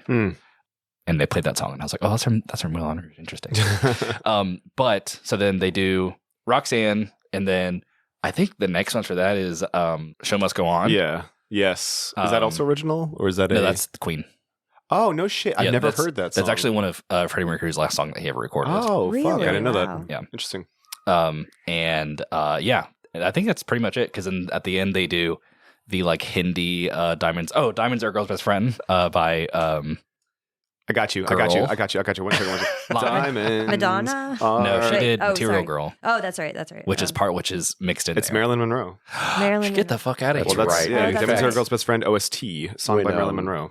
Was that Madonna in, does it. She's Was doing that a in Marilyn Monroe bit. one of Monroe's films? Actually, I think I'll take a look. because I went through a phase where I was watching every Marilyn Monroe. Gentlemen film. Prefer Blondes. Jennifer Good job. Prefer Blondes. That's yeah, the I big remember one, you were too. watching all of Yeah. those. So Good it's actually not clutch. my favorite though. Some Like It Hot is where it's at. Some like hot fucking Yeah, rules. yeah, That's a good one. great one. So And I think that's it. That's all the music. Because then they do Diamonds Are a Girl's Best Friend, and they mash that up with one line for Material Girl by Madonna. Mhm. So the Diamond song that they do, not obviously in the beginning, which is like Diamond Dogs and all of that, and Sparkling Diamonds, they do Hindi Sad Diamonds, and that's at the end when they do it in the play Mhm. Yeah. with mixed with like the Bollywood style. So Which was interesting. That Was Baz Luhrmann did interesting. that. Canceled. He was like, "Fuck it, India." Yeah. So this whole movie was actually inspired by a Bollywood movie. Really? Yeah. Was it? Baz went to India No shit. and saw his first Bollywood movie and was so inspired by how melodramatic, over the top, uncool, but super serious and everything. Mhm. Just blown away by every aspect of it. Yeah. He said, "You know what? I'm gonna do this, but make him white." I mean, canceled. basically. Except for Le Chocolat. Exactly. Yeah, my bad. My bad. But then also mix mashed. I don't have the names of them in front of me, but this movie is like the plot of three different, not plays, operas. Yeah. Mix mashed together. Do you know them? No. Oh, okay. Sorry. Do you know him? I I'm saw not you that getting gay. anxious, and I was like, "Do you know it?" Okay. But yeah, it's three different like operas, like just kind of thrown together. With the plots all kind of mishmashed. Yeah. And I think there's also a common trope that they use that's like a play within a play, or it's a play about a play, Mhm. and like Mhm. like this is like the best definition of irony because like it's not actually happening, but it is happening. And yeah, they talk about this. There's an episode of Futurama that's solely about this, like a play happening, but the play is about what's actually happening. Is it the one where Fry is writing the hologram? Yes. And the devil comes and he sells him his hands. Yeah. And there's a scene in that where the play is happening on stage, but it's actually happening for real. And then Bender is in the audience and he has a dictionary and he's like just saying the definition of irony. I love that. Yeah. So good. And it cuts to Danny DeVito and he goes, I get it. Oh, I get that. Even though I haven't watched a lot of Always Sunny, I'm always telling him, I'm like, this show is right up your alley. Yeah, I know. Well, that dance scene is incredible. Honestly, so. it's so funny how not ironic it is because like he just puts his whole like heart and soul into that whole moment. Like he really cuts all of the like unseriousness out of his character for that bit. It's not even a bit. That's not being fair to. I'm so sorry to do like a weird Always Sunny in Philadelphia like diatribe here, but like man, he practiced for months too to do that whole dance. It's so good. I have so much respect to him. Daniel, my man Daniel DeVito. You know him personally? Yeah, it's my I'm having a stroke. You're on a first and second one. my bestie. Second stroke of the Listen, fucking I be having episode. strokes. All the monsters I drink. Brother, we need to take you to the hospital. Are you okay? I don't like hospitals. Okay, let's go around the table here. Hayley, we'll start with you. Hold on, are we doing trivia or not? I've used my trivia. Can I do one trivia? Oh, please, yeah. There is and Hayley knows this one, there's a Star Wars related trivia thing. Oh, shit. So, because we all know that Ewan McGregor plays Obi-Wan Kenobi in the Clone Wars animated show, he used to have a tryst with a Mandalorian royal named Satine. Named after Satine from this movie. God, Interesting. I knew that too. That's cool. I love that. She dies. Get fucked. And it's fucking tragic. She has space tuberculosis. Is that how you got me to start Clone Wars? That is exactly how it got me. Yeah, it is. Truly. I no regrets. I watched all of Clone Wars. I love it. It's fucking good. I remember I was like, Hayley, we got to watch Clone Wars. And you're like, isn't that for fucking kids? And I was like, hold on a second. I got one. This is a fucking Hail Mary, but if this lands, you're in it with me. And it sure landed. Yeah. I put it off for so long because I was mad that they retconned the Jenny Tartovsky. Yes, yeah, I can always forget his name, but it's the okay, Samurai baby, I Jack got guy. you. Yeah, because I grew up watching that one. Same here, and thought it fucking rocked. I showed Ezra the General Grievous episodes, and he was like, "Why is he so cool?" I was also so mad about this when I was Ezra's age. Yeah, I know. So, but yeah, there you go. That was the one. I thought you were gonna have that because I'm a big fucking Star Wars guy. No, I actually forgot because I didn't watch every episode of the Clone Wars. I listened to a podcast that recapped it, and it so I consider myself a fan of the Clone Wars show because of that. Because I was like riveted. But Hayley, out of 5, how many stars would you give Moulin Rouge? Out of 5? Yeah. You know, when I was younger, I would have been like 5 out of 5. Just because I will say the first 30 minutes to 45 minutes can be a little jarring. Yeah. I would say 4 out of 5. Okay. Will? You're gonna 3.5 stars. That's fine. Divorce, No one's getting murdered. There it is.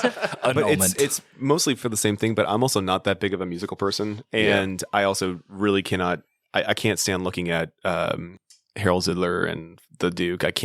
Their faces are just horrendous. He reminds me of Mr. Rhyme. Mr. Rhyme? From Pokemon fame. Mr. Mime's Evolution. Yeah. And then I don't really. Our Argentinian is also an interesting look. Everybody's really interesting looking in a not great way, except for Ewan McGregor. Mm-hmm. He's so handsome. God, he's so good looking. Yeah. Devilishly. Okay, but that's it. We love you, Ewan. If you're listening, friend of the pod, Ewan McGregor. That's right. But yeah, 3.5. Joey? So I am in the same kind of bucket as Hayley. Is like if I was like maybe 1 year ago. In my youth, I would have said like 5 stars easy, but without rose-colored glasses on, I would say 4.5, only because of personal bias and also like sentimental value. Part of it with it being like one of my comfort movies. Like I watch this movie whenever I'm feeling bad.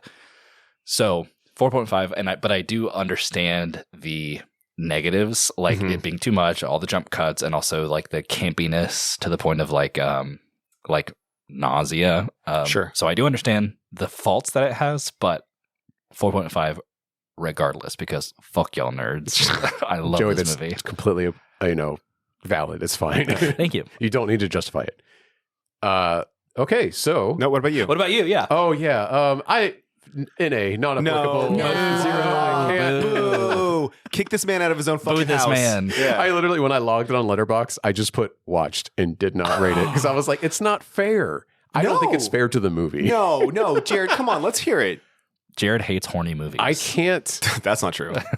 No, that's not true. We literally covered Bound. What was it, right? Yes. Yes. And that movie is horny as fuck. He also just talked about Eyes Wide Shut. That's which true. Yes. is- Thank you. Yeah. Thank you, That is Hayley. horny the movie. The hoary movie. Yeah. But listen, have you seen Bound, the Wachowskis' first movie? I haven't, no. Haley walked in while I was watching it. I was like, baby, these two girls are about to fuck. And then she sat down. I was like, oh my God. Is it full frontal male? No. Then I don't there's care. I no don't there's give a no shit. cock. It's full frontal female.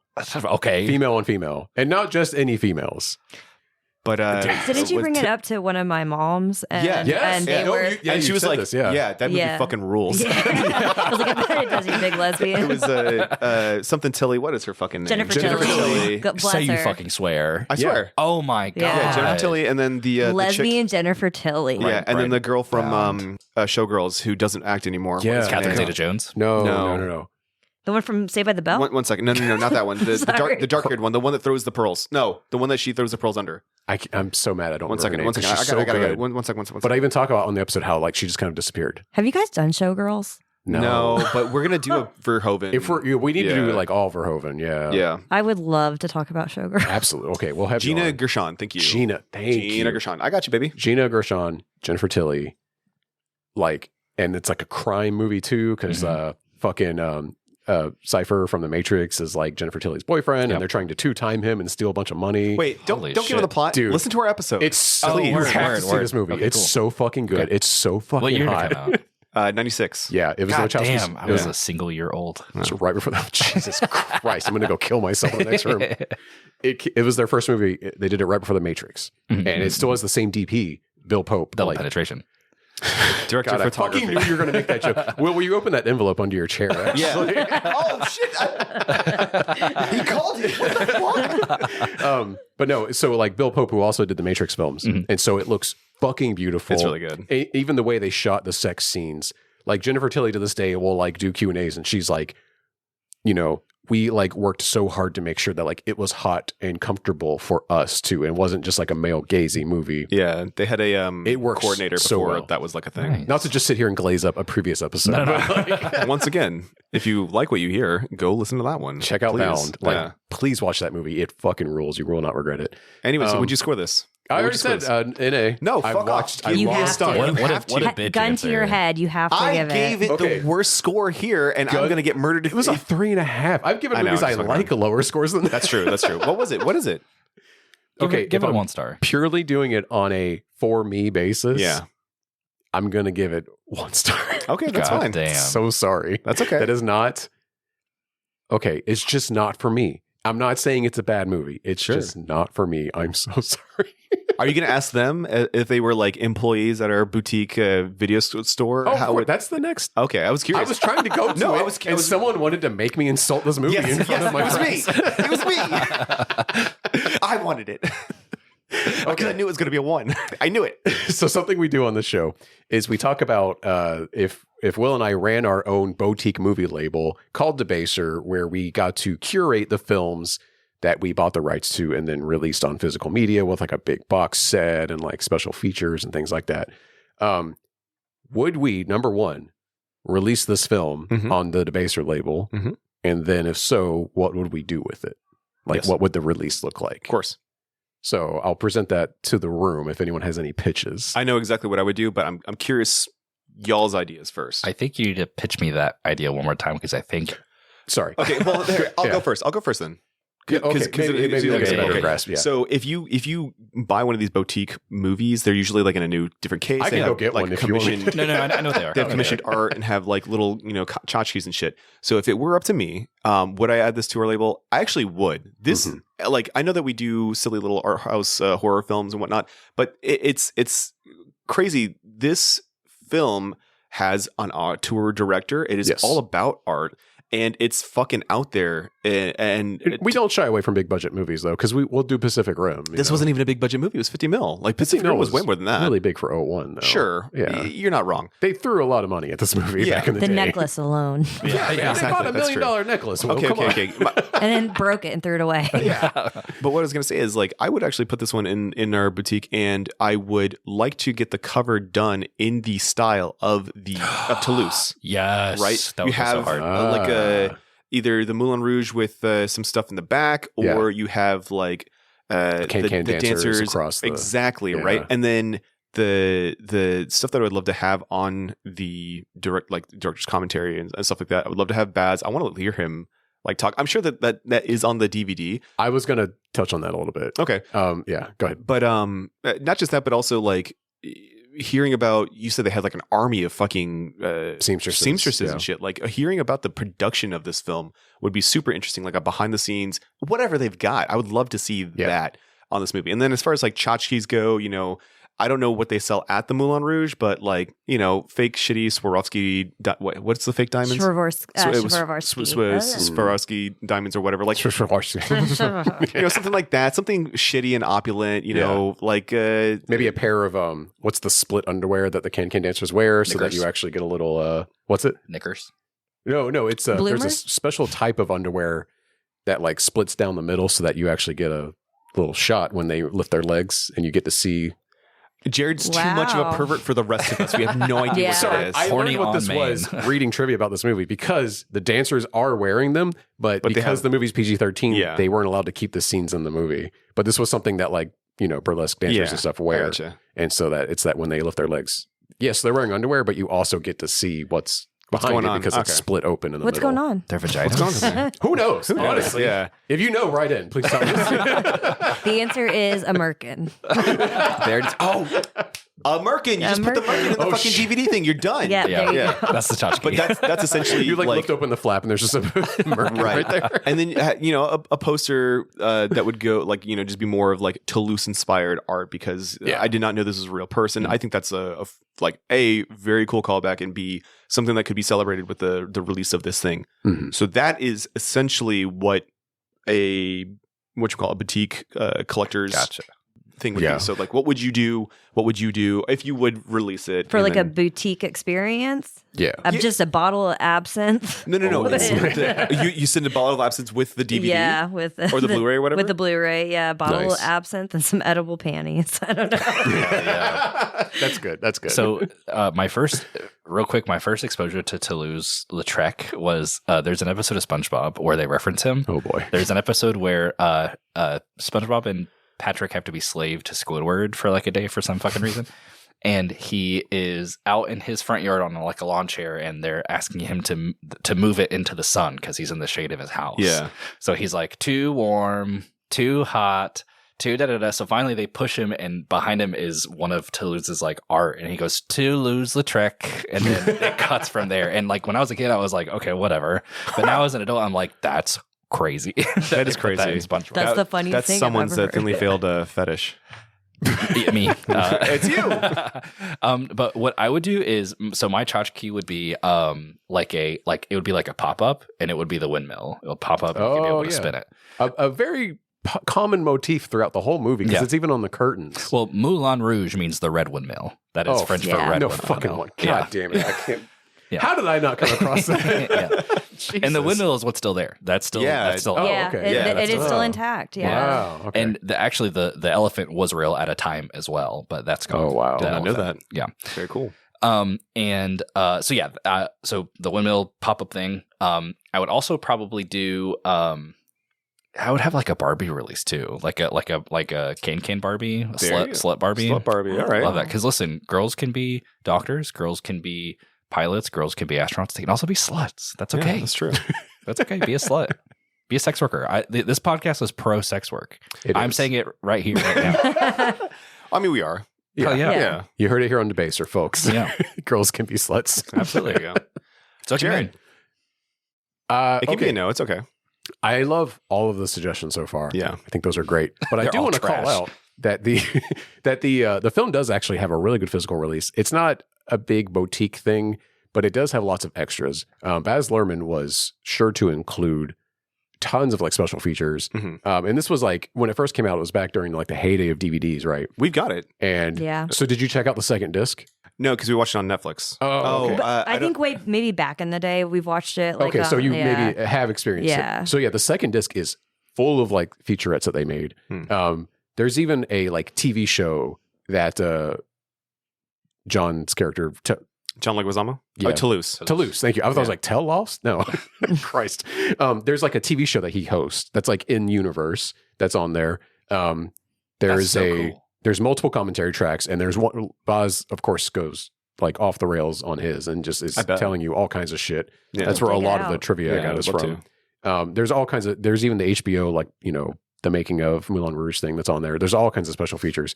And like, I really respect that. I love when a director is like, here's a bunch of stuff. And like, yeah, maybe you'll never watch it, but it's good to like, if you're buying the movie, you're getting it anyway. That was Pacific Rim for me, man. Exactly. Yeah. Hours Guillermo del Toro. Yeah. Big proponent of physical media. He's going to put all the special features he can on his because he wants to reward people for buying it. And I respect that about Baz Luhrmann as well. He's always doing the most. Maybe there's not like a big, crazy, like fancy boutique version that comes in like a humongous box with like a bunch of tchotchkes, like you're saying. But like he is like putting shit on the disc for you to enjoy. And the Blu-ray is also like well reviewed. I checked it out on Blu-ray.com. Yeah. And people were like, yeah, the audio and visuals are like stunning. Primo. It's like almost as good as seeing it in a theater. Like they really did a good job transferring it. So I do want to call out to that. Joey, did you watch it on physical media, or did you also pull up the Netflix version? In my youth, I had it on DVD. Right. So yes, when I was younger, but not. And back then, I didn't have the appreciation for like filmmaking as I do now. Yeah. So like, I didn't give a fuck about any of that stuff back then. I do now, and I wish I still had it, but unfortunately, I do. We still do. Yeah, I'll have to dig it up. I mean, it's brother. It's probably a little rough looking, but would you put it under a label? It's okay if it's not. It's no, but in the spirit of the question, though, I really liked your idea of like the art and the Thank you. can dancers. I'd like to think I've got pretty good ideas. And like I said, I would do the split underwear pair. Yeah. Just because you don't get to see it in the movie. So you can at least wear it and then do it while you're watching. There you go. To add to the ambiance of the film. Fuck with that, yeah. Maybe even a fucking candle that smells like a bordello. Oh, dude, no. We could get the Games Workshop Slanesh candle that smells like... we had so much candle talk on the last... It's not even out yet, so you guys don't know, but we had so much candle talk on the last episode. I'm a slut for a candle. Dude, we should have had this conversation with you because I was like, I want to start a candle company. Hayley, what were you going to say? Oh, I was just going to say the only other thing I would add is just like a strain of TB. It's got in a little thing. Just a little bit of tuberculosis. Just a little bloody tissue to hold to your mouth. Yeah. You can have a little bit of TB as a treat. I love that. Just as a cherry on top. Great. Yeah. It's such a trope in like movies and video games and TV, like set around, the 19th or 20th century.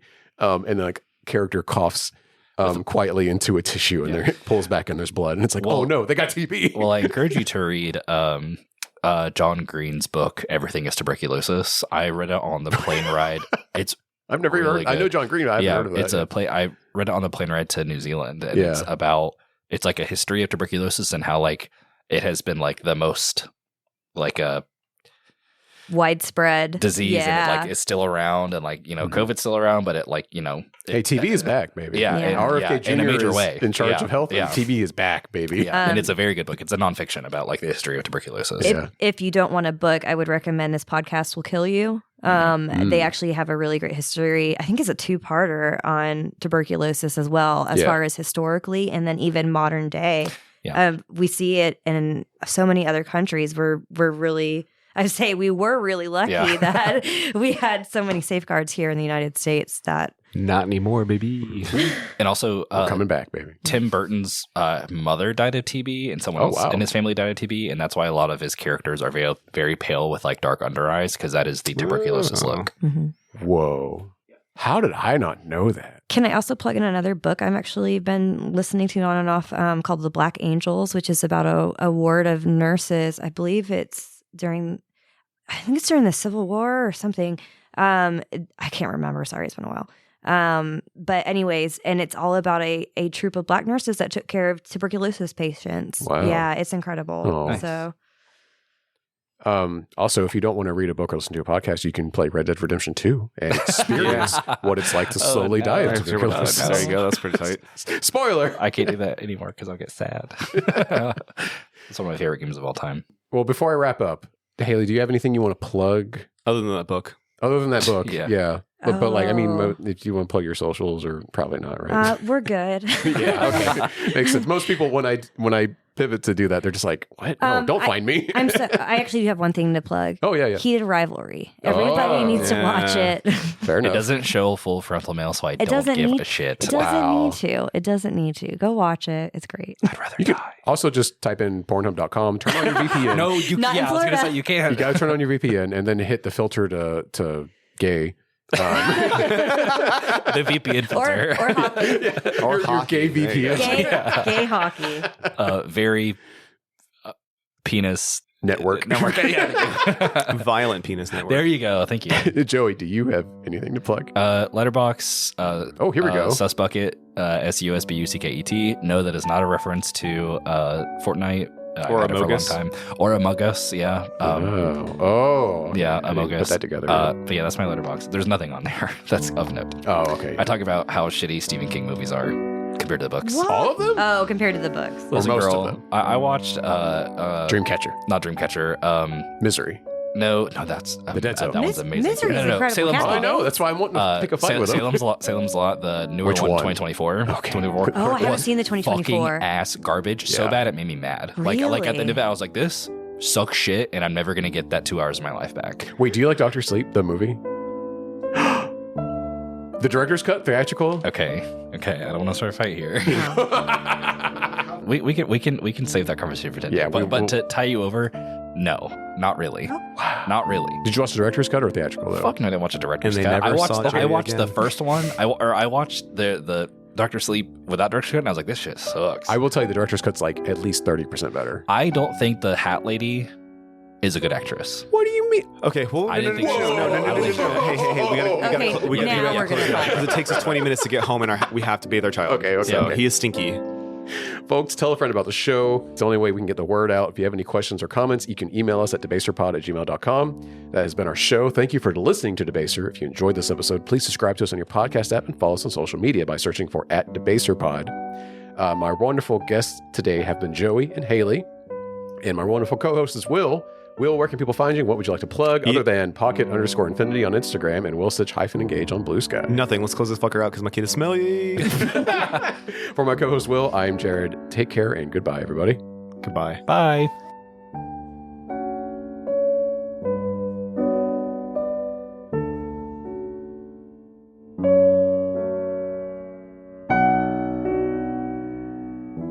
Debaser is hosted and produced by Will Taylor and Jared Rusk.